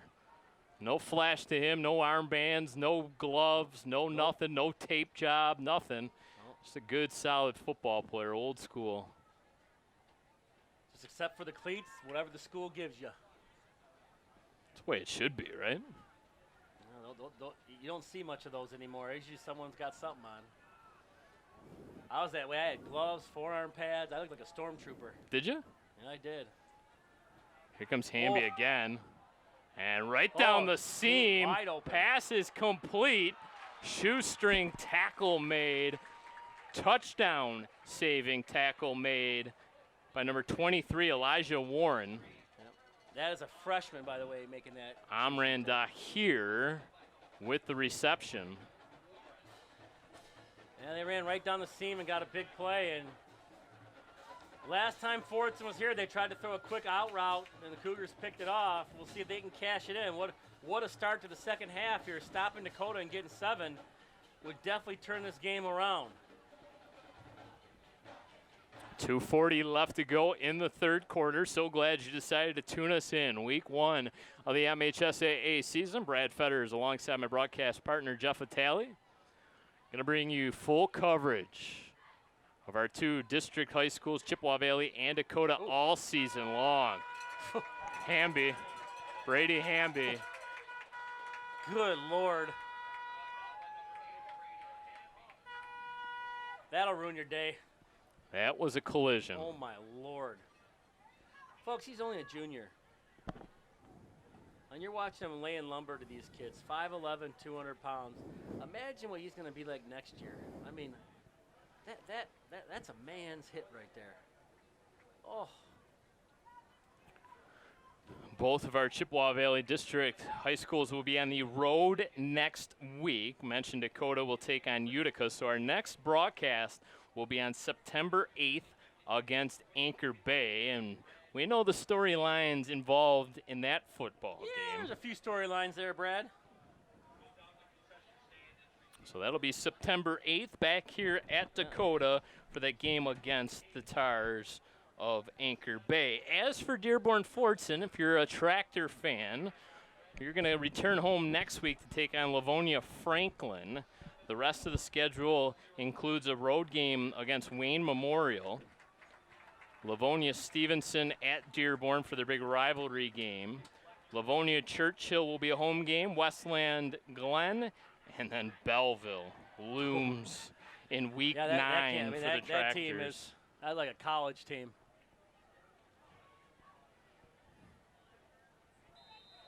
Quarterback being pursued by pretty much every school in the country you could think of. Yeah, that's. Well, the junior is back in now. High snap. Oh boy. Naughty. Nowhere to go. Mr. Malone having himself a ball game. Yep, Malone and Brady Hamby, arguably the 2 best players tonight on the defensive side of the ball for sure. Yeah, they've been outstanding. In that 4-2-5, those 2 have been the 2 weapons in the middle that have just pretty much controlled the airways for the Cougars. You know, the secondary hasn't do a whole lot. You know, and the front 4 has played pretty well. So 3rd and long here for Fordson is they've tended to stall now twice inside the 10-yard line. We'll see what they come up with here. Quarterback gonna run with it. Baydoun now throws it into traffic. Incomplete. I don't know how he didn't step over the line of scrimmage. Not only that, how do you not, where he was coming from, how did he not get broken in half by the 2 defensive players that were right there? Holy smokes. So it brings up a 4th down. The line to gain is the 5-yard line. So 4th down and a full 10 yards to go. And a field goal here is useless. You need touchdowns. You're down 4 touchdowns. Not a lot of time left in this game. About 13 minutes and 15 seconds total. You're welcome. That was very good math. Yes, sir. I got game. Baydoun in the shotgun. He's trying to scramble. Oh, wide open. He cut right in. Going to be a 1st down. Wasif Nadi down to the 1-yard line. So all of a sudden the Tractor's knocking on the door. Arnez Sanders was right there in coverage, but he cut into the middle. There was no one there. He found him and First and goal from the 1 for the Tractors. Trying to put some points up on the board here. And this would be a fantastic answer considering how the start of this half went. And they shut the Cougars down, and now down here the chance to score, make it a 3-score game. Under a minute now left to go in the third. And they're going to spread things out. This is typically where you see a QB keeper. Instead, they'll hand off. Naughty. Football comes loose. No signal or indication that the runner was down. I would say his forward momentum was stopped. C.J. Russell, Malone, Hamby. C.J. They Russell, were all in there. another captain, spoke to him in the preseason video. We mentioned throughout tonight's broadcast about that preseason video. Make sure you give that a look right here on Chippewa Valley Cable Television. You know, I love the interview with C.J. because C.J. was an Iroquois kid, and I can tell you, because I had him in 7th grade, I can tell you every day C.J. Russell got yelled at. It almost became like a team joke, which we laugh about it now. So he is a great kid. The fact that he's named one of the captains on this team is a tremendous compliment to him and the type of kid that he is, as well as Bryce Ward and our 2 other captains, which I'll find down here eventually anyway. It is Kolakowski and Tuchowski. yeah, thank you. So 2 Seneca and 2 Iroquois kids making up the captains for the Dakota Cougars. So Yeah, it's probably the way it should be, right? Yeah. Split right down the middle. We'll keep it locked right here on Chippewa Valley Cable Television. you know, you look back at the history of the 2 middle schools, all the talent that we've had go through here, and that have just filtered their way through the to the varsity here, and I mean, just insane. You know, the 2 06 and 7 state championship teams, a lot of ingrown kids. You know, a few kids came in to help really build that team up. That team was loaded, but I mean, you look over this 20-some year period. I mean, just the talent that has come through that has been a large percentage of homegrown. Yeah, do kids come in from other districts? When you're a program as strong as Dakota and Chippewa Valley, your program sells yourself. Kids move in because they want to play football here. And you know, with the way school of choice is nowadays, you know, that's kind of given the public schools a chance. You know, and year after year, you know, state playoff powerhouses. And we mentioned the perennial power that is the Dakota Cougars and that playoff streak that remains intact. It is 22 straight years of making the playoffs, a Macomb County record, and is tied for the 5th longest current streak in state history. Rockford holds the record right now at 27 straight years. Rockford Rams haven't missed the playoffs since 1994. That's an incredible stat. But the Cougars right there. Oh, my. You want to talk about blowing up a play. Damari Malone. Mr. Malone with the house call. Holy smokes. You dream of those plays as a middle linebacker. He just got the ball and bam. They used to call Carl Malone the mailman. Damari Malone certainly delivered there. There you go. Yeah, I love that. I love that. That was good, yeah. He's going to be on Huddle Night watching that play about 72 times. That's going to be on his TikTok, just on repeat. Well, now maybe we got a new nickname for Mr. Malone. The mailman. I like it. Carl Malone, please do not try to sue us. Thank you. 3rd and goal to go here for the Tractors, looking for something. You got to win an NBA championship to sue us. Yeah, that's true. Carl Malone, winless. Go Pistons. Bad boys. 04 Lakers. Those teams, unfortunately, ran into the Jordan Bulls, and, yeah, everyone ran into those guys, and with not much success. So. Timeout. Called by Fordson. Time is definitely not a friend of the Tractors, Brad. We're under 11 minutes to go. You need 4 scores. So we mentioned that playoff streak.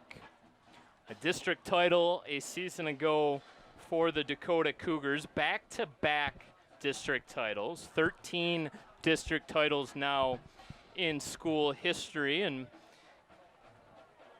Coach Bauer said that he and the rest of this Cougar community, not good enough for them. District titles, not good enough. They want regional championships.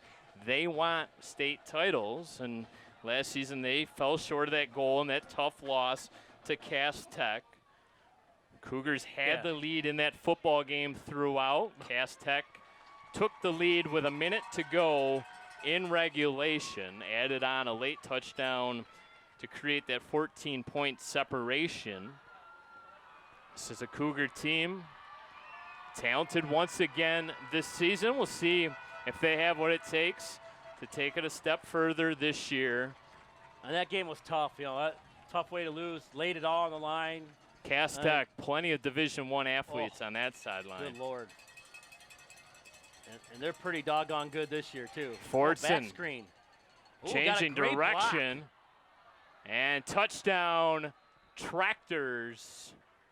Ali Hamoud, the 6-foot senior wide receiver, into the end zone for the score. Debaun with a great block, came back and cracked and gave him that seam that he needed. You know, Hamby missed the tackle, and you know, one thing the defense is going to want, you hate giving up points. You want that shutout, especially when you're this late in the game, and that touchdown is going to stick in the Cougars' crawl there for a little bit. But Fordson now going for 2. Oh, no, they're kicking it. As I say, whether you score 8 4 times or 7 4 times, takes a long time. That's some great analysis. Deep, isn't it? Jeff, I tell you. Great analysis. Mason Badoon with the hold. Bad snap. Nothing available for him there. Now you're going to need some 8s. Hassan Taleh is unable to even get a kick off. And the score will remain 28-6 with 10:50 left to go in regulation. Cougars probably look at putting their hands team out there to be safe. And the Tractors need the football. And they can't just keep kicking it deep to Dakota and trying to get the ball back, because the Cougars can just suck as much time as they want off that clock and making it much difficult for the Fordson to continue. So 9-0 a season ago for the Cougars, 5-0 in MAC Red play, the 11th MAC Red title. First since 2020, but the first, Jeff, outright MAC Red title since 2015. It is so hard to win MAC Red championships. Someone's got to get you. I mean, there's just so many good teams. You know, and even, you know, last year, obviously, with Eisenhower, Romeo, Chippewa, Dakota, like those 4, I mean, even if you run into someone, even like Stevenson and Anchor Bay with a rough MAC Red last year, any one of those teams can trip you up because you just get beat up during the regular season, and then you play 2 or 3 of them in the postseason. Trying to beat a football team twice is very tough to do. That 6th spot in the MAC Red has kind of been a revolving door as of late. Anchor Bay moves up last season, their first year back up in the MAC Red. This is year 2 of the biannual alignment. You've had Lance Cruz North there. You've had Warren Mott there for a number of years. It's just kind of been a tough spot to fill, as no one's really been able to come in and make any sort of noise, as that is a terrific onside kick. Now we got a scrum and a battle for it. It appears the Tractors have recovered this onside kick. Well, that ball wasn't touched to the 45-yard line. That ball went over 15 yards, and that's too long on an onside kick. And wow, a lot of momentum now. Tractors are excited, and here they go. That ball rolled a long way, and no one came up and grabbed it. I mean, look where that ball spotted. That's a 16-yard roll. It was that first initial big bounce that really helped Fordson. It is so hard to recover an onside kick, folks. It just simply isn't done too often. But you want to talk about a perfect kick? You just saw one there. Yeah. It took a first big bounce and was recovered by Fordson, and all of a sudden, Big Mo, momentum on the side of Dearborn Fordson. When you give up your body for that football, I mean, you're at the mercy. Dearborn came up with the football. Flag comes out, pickup of 2. Boy, there's some big boy hitting going down there. Woo. Fordson's going to go back 5.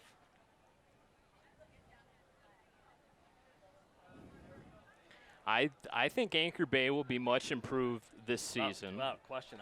I think they could be one of the scariest surprise teams in the MAC Red.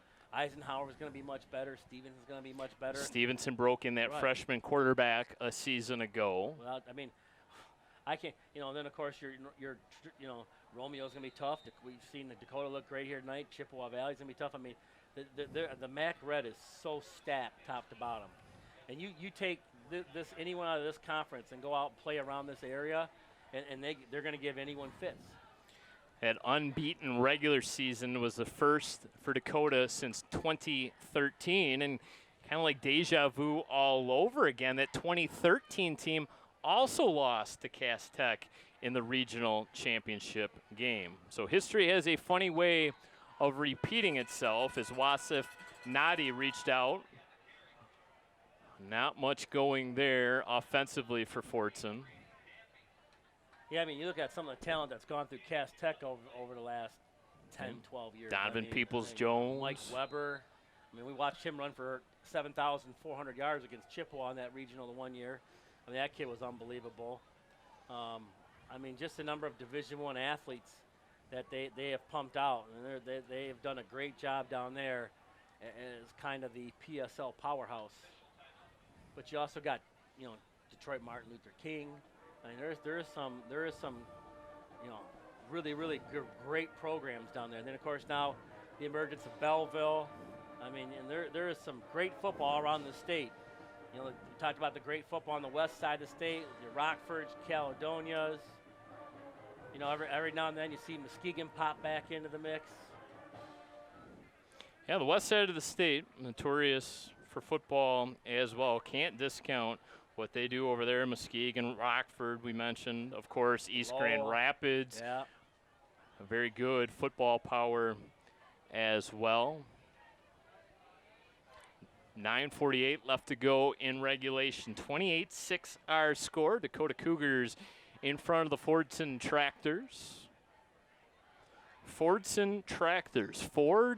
Henry Ford and Sons used to produce tractors back in the day.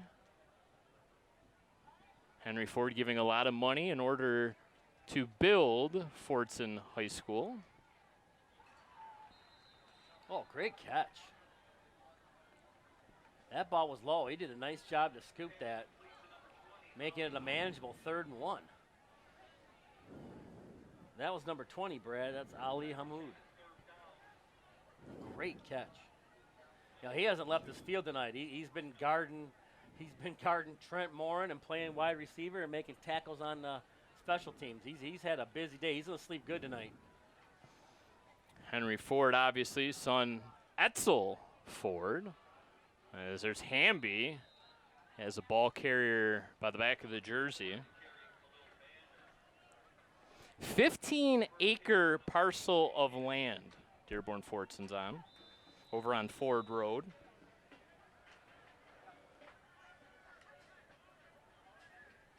You are quite the history buff.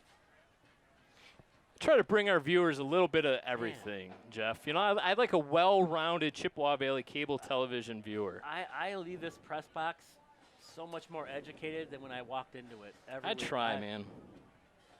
I'm hoping to make it on. I'm hoping to make it on September 8th. I gotta pull some serious strings to get here. Having some foot surgery that day.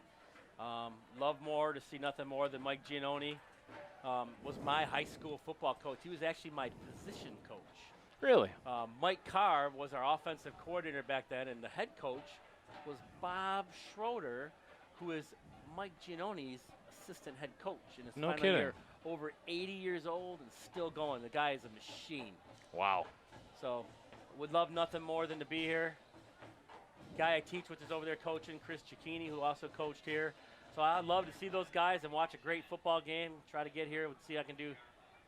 That was Jake Holakowski. It was slow to get up. Yeah, it looked like he might have cramped up a little bit. We haven't seen as much as I thought we would with the cramps, I'll be honest with you. I was quite surprised. As hot and humid as it is. Looking for that screen again. This one too tall for Khalil Bandar, who's only 5'8". Well, here's the one thing we've learned today about Dearborn Fordson. They do not have a vertical passing game. No, nothing deep. It's screens, bubbles. I mean, nothing really down. You know, they tried to throw that out one time. It got picked. So everything's been short. So you got to know that as a defensive line, you know, when they're ready to passing downs, they're going to try to screen you. One more little bit of Fordson trivia, and then we'll end the history lesson. But I think this needs to be told. So they have a tower at Fordson that was constructed back in the 1920s when the school was built. And during World War II, the tower was used to spot enemy aircraft that might have been headed over to the River Rouge plant, where guess what were being made? Tanks. Wow. Oh, there's a deep pass. And they connect for a touchdown, second of the game. Amran Dahir. And don't look now, but all of a sudden, Fordson within shouting distance. Mason Baidoun put that right on the money. Beautiful pass and catch. Just as we said, we haven't seen a vertical passing game. Bam. 28-yard touchdown pass, and here come the Tractors now making this a game. They're going to go for two now to make this a two-score game. You would think kicking an extra point would not make sense here. But what the heck do I know? I'm a middle school coach because they're kicking an extra point. Well, maybe they think it's a little too early here to be chasing points. I mean, you go 3 here, you get the extra point here, you're down 15, you can go down to 8, then go for 2 maybe, but oh, here comes another flag. Good Lord. Someone could have hit. I don't know. Let's see what we got here. That's been kind of the theme of the night. Another flag. Well, nobody made contact with the kicker. Could be the center.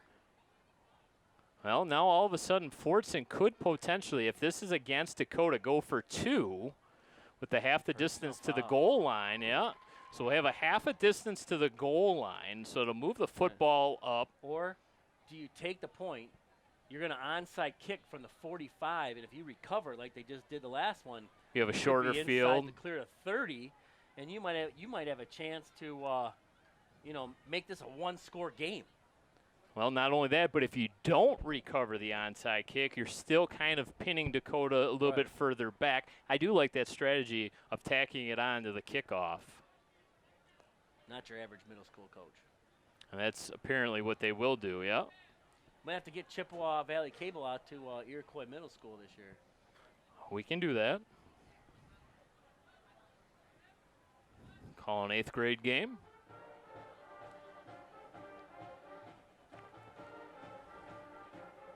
First practice today. It said football's back. That itch is gone. Not quite football weather. The most wonderful. No. This is like safari in Africa weather. This is a ugh. Is this like not to mention Stormageddon coming our way here. Is this officially considered the dog days of summer? Oh. I mean, we've only had what 2 90-degree days. Yeah, you said, yeah. So it hasn't like we've been blessed with heat this summer. It's been kind of a weird summer. Certainly been wet. We got about 2 or 3 inches of rain yesterday, and the forecast calls for another additional 2 inches or more in the next couple hours. It's going to be a fast-moving storm when it does get here. We think right around 10 o'clock, lasting till maybe 1 o'clock in the morning. That's exactly what they're doing now. It looks like the onside kick might come this way. As you can see, they only have 4 guys to the top of the kicker. Oh, now they're trying to bump. They're moving around. You know, they usually kind of have an unbalance. Now you got to have 4 guys to the left of the kicker. You can put 6 on one side, but you can't be 3 or less. So they're going to come this way this time. They're going to test the right-hand side. Mr. Hamby's over there. He's at the very bottom of your screen. I wouldn't kick it to him. Oh, boy, they kicked it right to him. Oh, boy. He sprints down the sideline, untouched for the Cougar touchdown. Hey, can we get Mr. Calderon to rewind that in the truck? Because just before he kicked that, I said I wouldn't kick it to him. 60 yards later, he's in the end zone.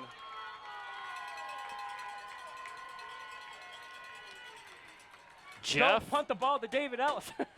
That's a little flashback from 2018. Jeff Nostradamus Vitelli. Man, I'm gonna retire and go into something else. I feel like I'm not being utilized. You got the lottery numbers for tonight? I think I'm going to stop on the way home. Oh, here's Fordson. I mean, they're 2 scores back into the game. Onside kick, and Mr. Hamby houses it 70 yards for a touchdown right off one hop, runs right by everyone, and he's gone. Man. C.J. Russell had to scamper out onto the football field. What a night for number 8 and number 10. Co-players of the game this evening, as Austin Aronowski adds on the PAT. 8:19 left to go, 35-13. Boy, oh boy. I mean, I don't keep this sweet stat sheet, Brad, but that's his 3rd touchdown, right? Sure is. So I know we could say Trent Morin could have an honorable mention there, but, you know, Mr. Malone has had a pretty good game, too. We could do a try. Players of the game? Sure. A little 3-headed monster tonight for the Cougars. Hamby scampers on the ground, a 7 yards, 4 yards. Trent Morin, a 38-yard touchdown reception to open the scoring. Also added a 35-yard TD catch out of the hand of Jaden Ford. And that was on 4th down. Sure was. Cougars. And then it's been the Hamby show. 7 yards, 4 yards, and the onside recovery, 70 yards. I think he grabbed that at the 30 or in between somewhere. Cougars went up 28-0. Watched the Tractors storm right back here in the second half. 13 unanswered. And Fordson looked like perhaps they were back in this football game. And then lightning struck, so to speak, in a big way in the form. Yeah, they'll fight to the end, Brady Brad. Hamby. They'll fight to the end, but you can't tell me that touchdown didn't take some wind out of the sails a little bit. Oh, special teams touchdowns are absolute backbreakers. 3 facets to every football team, right? Offense, defense, and special teams. And when you get production out of all 3, you know you're doing something right. And that has to make the coaching staff here at Dakota feel pretty darn good. And usually your kick return touchdowns comes from your deep back, not one of your up blocking backs. That's true. I got my first severe thunderstorm warning in Lapeer County. That ain't far from here. So let's wind that clock, fellas. Can't afford to get my hair wet.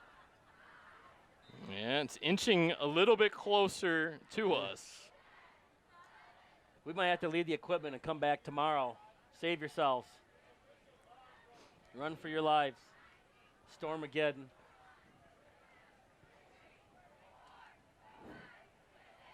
I don't have like a kayak or canoe or anything at home. I'm in trouble. Yeah, I don't like the looks of that. That looks scary. That is a red belt going from Muskegon all the way to Detroit. Yeah, no thanks. And it wasn't supposed to develop and come from the west. It was coming from the north. So we're getting it from 2 separate locations now. As no surprise, Laundry on the field once again. Tractor penalty. False start.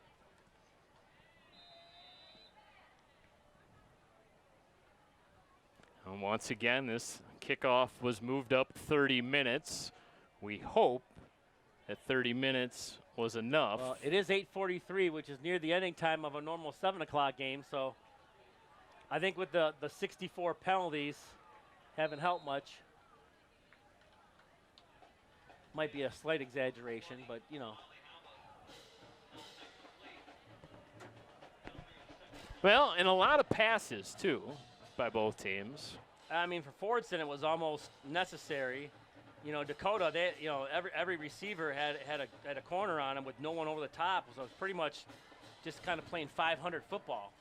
And Chuck when your it up, receiver's yep. 6'6", you're going to win a lot of those 500 battles.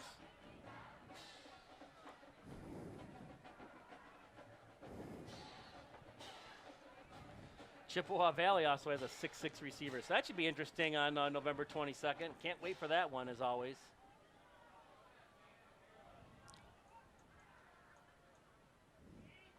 Chippewa Valley returning a Schuster at quarterback.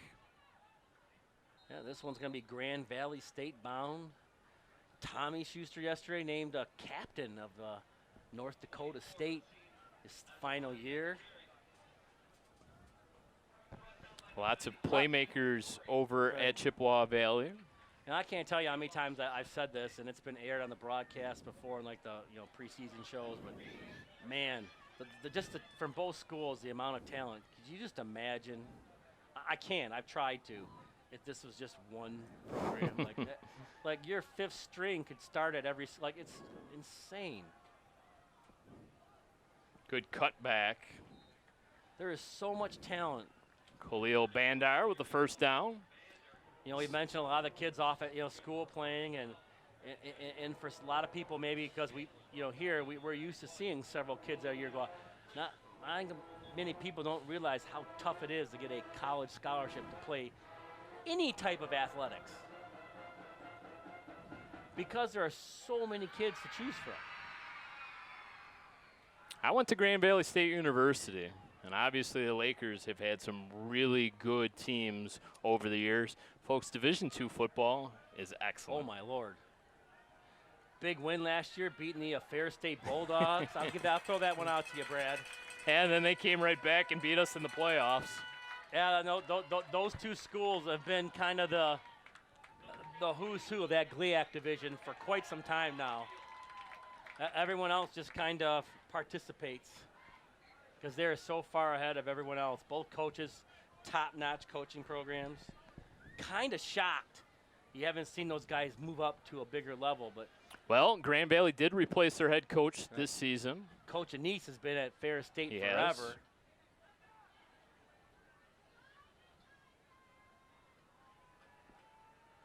Oh, that was a takedown. There it is. Yeah, 54 took down Mr. Russell. Oh, boy. Yeah, get the whistle. Don't let him get hurt, man. Mr. Russell made a great move around, and the only thing that I'm going to kill this name, but Ali Habola. That's probably not even close. Hobala? Habala? Ali Habala? Okay. All he could do was take him to the ground. CJ made a great move on him and got to the quarterback. It's kind of hard to see the numbers. It was either Russell. Is that 98? I can't even tell it was 98 down. I think it was CJ Russell. I'm pretty sure it was CJ Russell. Scott Wooster taking over for Grand Valley State University. He's a MAC guy, Macomb Area Conference guy. Kind of got his coaching chops at Warren Mott as part of Tom Milanoff's staff. Went over to Wayne State, coached the offensive line over at Wayne State, spent a number of years. He's an alum of Wayne State, now gets the head coaching job at Grand Valley State University. And believe it or not, Scott Wooster, now the head coach at Grand Valley State University, my health coach, my health teacher in high school back in 2004. Well, those teams they had at Warren Mott, oh, boy, you want to talk about speed. In Mott's heyday, boy, they were something fun to watch. By the way, on the sack there, that was Austin Tchaikovsky, Captain, on the sack there, putting Fordson in a third. And I don't know, you need binoculars, I think, for the offense to see the marker to get to. They got to get all the way to the 48-yard line, and they're on the 11. So 3rd and 37. Oh, sorry, they got to get to the 43, 32 in a draw. That's kind of like, the old Detroit Lions, like the Wayne Fonts there, making that call. Be 3rd and 40 and draw play. Draw play to Barry. Well, when you got Barry Sanders back there that can dance around defenders with the best of them, you never know. Brad, here's the heads up. Fordson doesn't have Barry Sanders. Number 20's not walking out on that field? No, anytime soon. Even in his current status, he could probably get that run.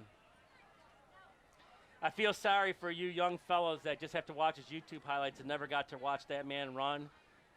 It was amazing.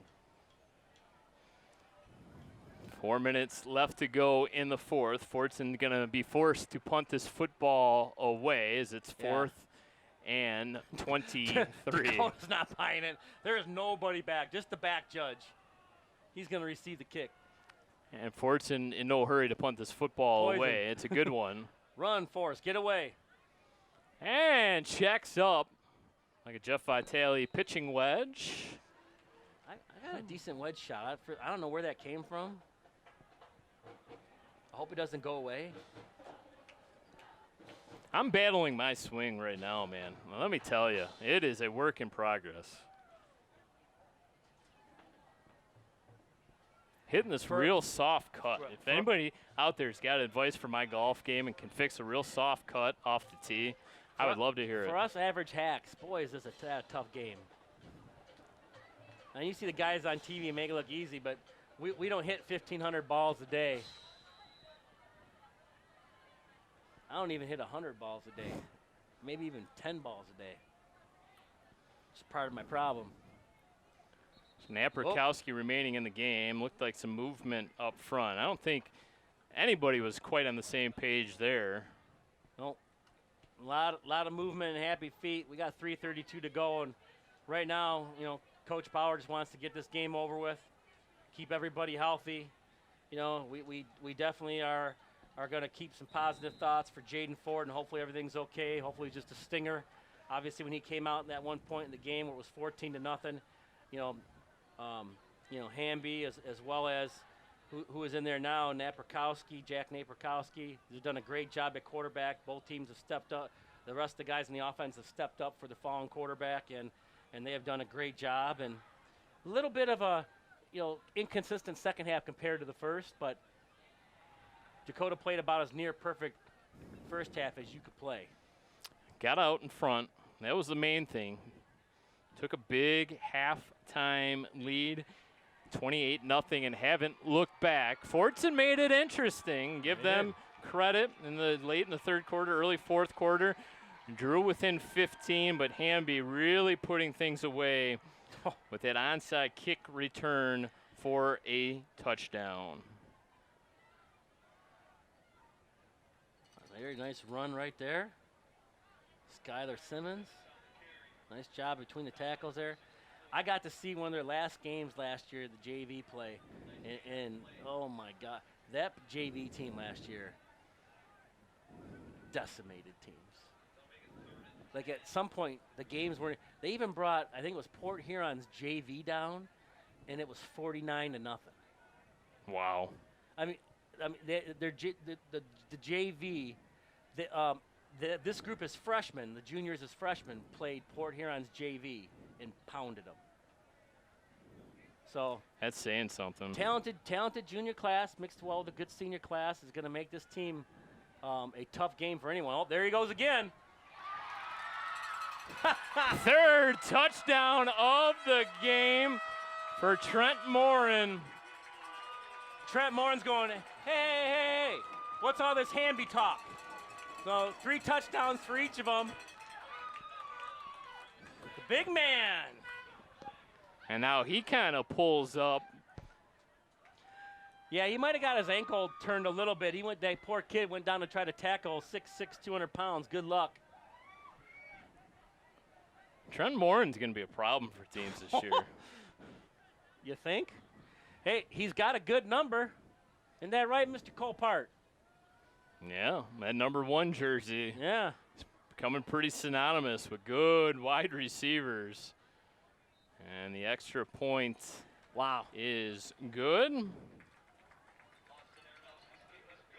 Aronowski adds it on. 42-13. Little bit of an exclamation mark there to this ball game. Some of you at home may be thinking, well, why throw that? Well, Dakota was trying to just run up the middle. The third and long. Fordson's putting everyone at the middle. You don't want to get anyone hurt either. Why not throw it up? Worst that happens, it's incomplete. The big man comes down with the football, and guess what? Now you got 42 points on the board. I don't have a problem with it. You're playing the game. You definitely don't want to get anyone hurt. It's a long season. It's a tumultuous season. That's my word of the day, by the way. I looked that up today, so I'm using that word as much as I can today. I'm pretty proud of you, Jeff. A lot of syllables for me, Brad, but it is an absolute grind. Well, week 1 off to a good start for Dakota. I think I'm going to go home and lock myself in my freezer. Not a bad idea. And just put a bunch of ice cubes in the bathtub. I think my core temperature in my body is approaching the temperature of the sun. At least it feels like it. Jeez, oh Pete's. I mean, it's almost past my bedtime, and it feels just as hot now as it did when we kicked off, going, what a great idea to kick off at 6:30. Well, at least it wasn't an Man. afternoon game. I don't want to tell you what I'm sweating like because I'll probably get fired, so we're going to keep it PG. Well, in the breeze that was blowing, I don't know if this is the calm before the storm breeze? or what. There was a breeze that was blowing. You talked about the breeze. And how much of a factor it was to have it at the back. There's no breeze now. It is we are in absolutely a 7 still. foot by 5 foot box. Yeah, with no The only breeze is me blowing into your ear, Brad. with no cross current because we got the door closed. Or when those 2 slices of Little Caesars pizza start doing a number on my digestive system. That's the only breeze going on in here right now. I noticed that too earlier. Yes, sir. It is hot. I'm going to need a shoehorn to get my shirt off. Maybe a scraper.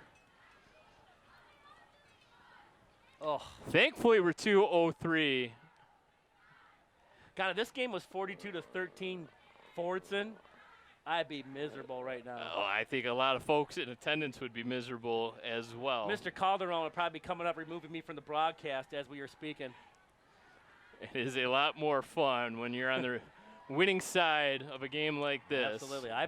Trust me, I've done this for a long time. I've been on both sides. Being on the losing end of it is not fun. You take your medicine, you learn from the film. It's only game 1. You work on getting better, and you forget about it. That's it. Livonia Franklin, the opponent next week for Fordson. We wish them good luck this season. And if you're Fordson, Brad, you take away, like, hey, you were down 28-0. We got back to 28-13, and a big play just kind of turned this game around. But you got to be proud of how well your kids battled, and it's just tightening up those mistakes, especially the penalties. Head coach Walker Zaban will have his team ready to go. Yeah. And there's some players out there. Yeah, there is some talent. They did lose their talented tight end defensive lineman, Jane Baz. He came in and out throughout this game. Hussein El Barkat, he's a defensive lineman tight end. He's going to be going to Lawrence Tech perhaps next season. So there is some talent on this Fordson roster. They'll be fine this season as they look to put that disappointment of a 3-6 season last year behind them. Under a minute now left to go in regulation. And maybe for Bazzi with the coaching staff, maybe it was more like live to fight another day. Like, let's not get him hurt. Right. We got 8 Long games to go. season, sure. And we can't lose him for the season game 1. He's just too valuable. So that's the biggest part too with with coaching at this level is also player management. Forget the X's and O's, but you need that player management. Josh Williams, a terrific lineman on both sides of the football. That's a lot to ask of someone in this type of game, at this type of temperature, to play both ways. He's going to be good. He's going to be fine throughout the rest of this season. We'll pay close attention to this Fordson team, but more importantly, we'll pay attention to our Dakota Cougars as we can start to look ahead now to next week. They're going to go on the road, Swinehart Field. Chieftains. Utica Chieftains, a crossover matchup for the Cougars. And then week 3 will be the beginning of the MAC Red season. Anchor Bay going to be the opponent here, right here, and will be on Chippewa Valley Cable Television. We think that one will kick off at 7 o'clock, so make sure unless we have another Stormageddon. you tune us in here on Chippewa Valley Cable on YouTube. Hit the subscription button. Receive notification of when all of our content will be available to you. And I urge all of you to take a look at that preseason show that's up on YouTube right now. Interviews with the captains and head coach Greg Bauer. Outstanding job on that, by the way, Brad. Thank you. I think what you'll find really kind of more heartwarming if you're a big fan of the Chippewa Valley community is how well spoken all the captains are in these interviews. I was really blown away with that, just how well spoken these kids are. And I think that's what really, really made the video even that much better. Yep, very good group of captains this year for Coach Bauer. Very well spoken. I came away impressed as well. Best formation in football, Brad. Victory formation. And Matt Prokowski takes a knee. Terrific job in relief. There's some big boy hits out there today. Both teams laid it all out there, but the Cougars come away big. Final score here in week 1 of the MHSA football season. Our Dakota Cougars 42, the road team, the Fordson Tractors 13. Cougars improve to 1-0. Fordson falls to 0-1. Well, Jeff, we got it in. We did. We're not going to get well. I'm not going to say we're not going to get wet because there's still a lot of minutes left where we got to do. Well, you got to do some packing up. I got to make my way to my car. Hey, I got a doctor's note. So the Cougars, big win here on their home field. Nice job, boys. Knocked the rust off. We knocked the rust off. Yes. Everything's looking up the rest of the way. Join us right here on Chippewa Valley Cable Television Week 3 as it will be the Anchor Bay Tars taking on these Dakota Cougars. It'll be Week 3. That will be September 8th. Make sure you tune us in then. Until then, for our hard-working Chippewa Valley Cable Television crew, including our director, Jim Calderon, for my broadcast partner, Jeff Vitale, and the rest of the crew, I'm Brad Fetter saying goodnight one final time from Dakota High School. Your final score, the Cougars 42, the Fordson Tractors 13.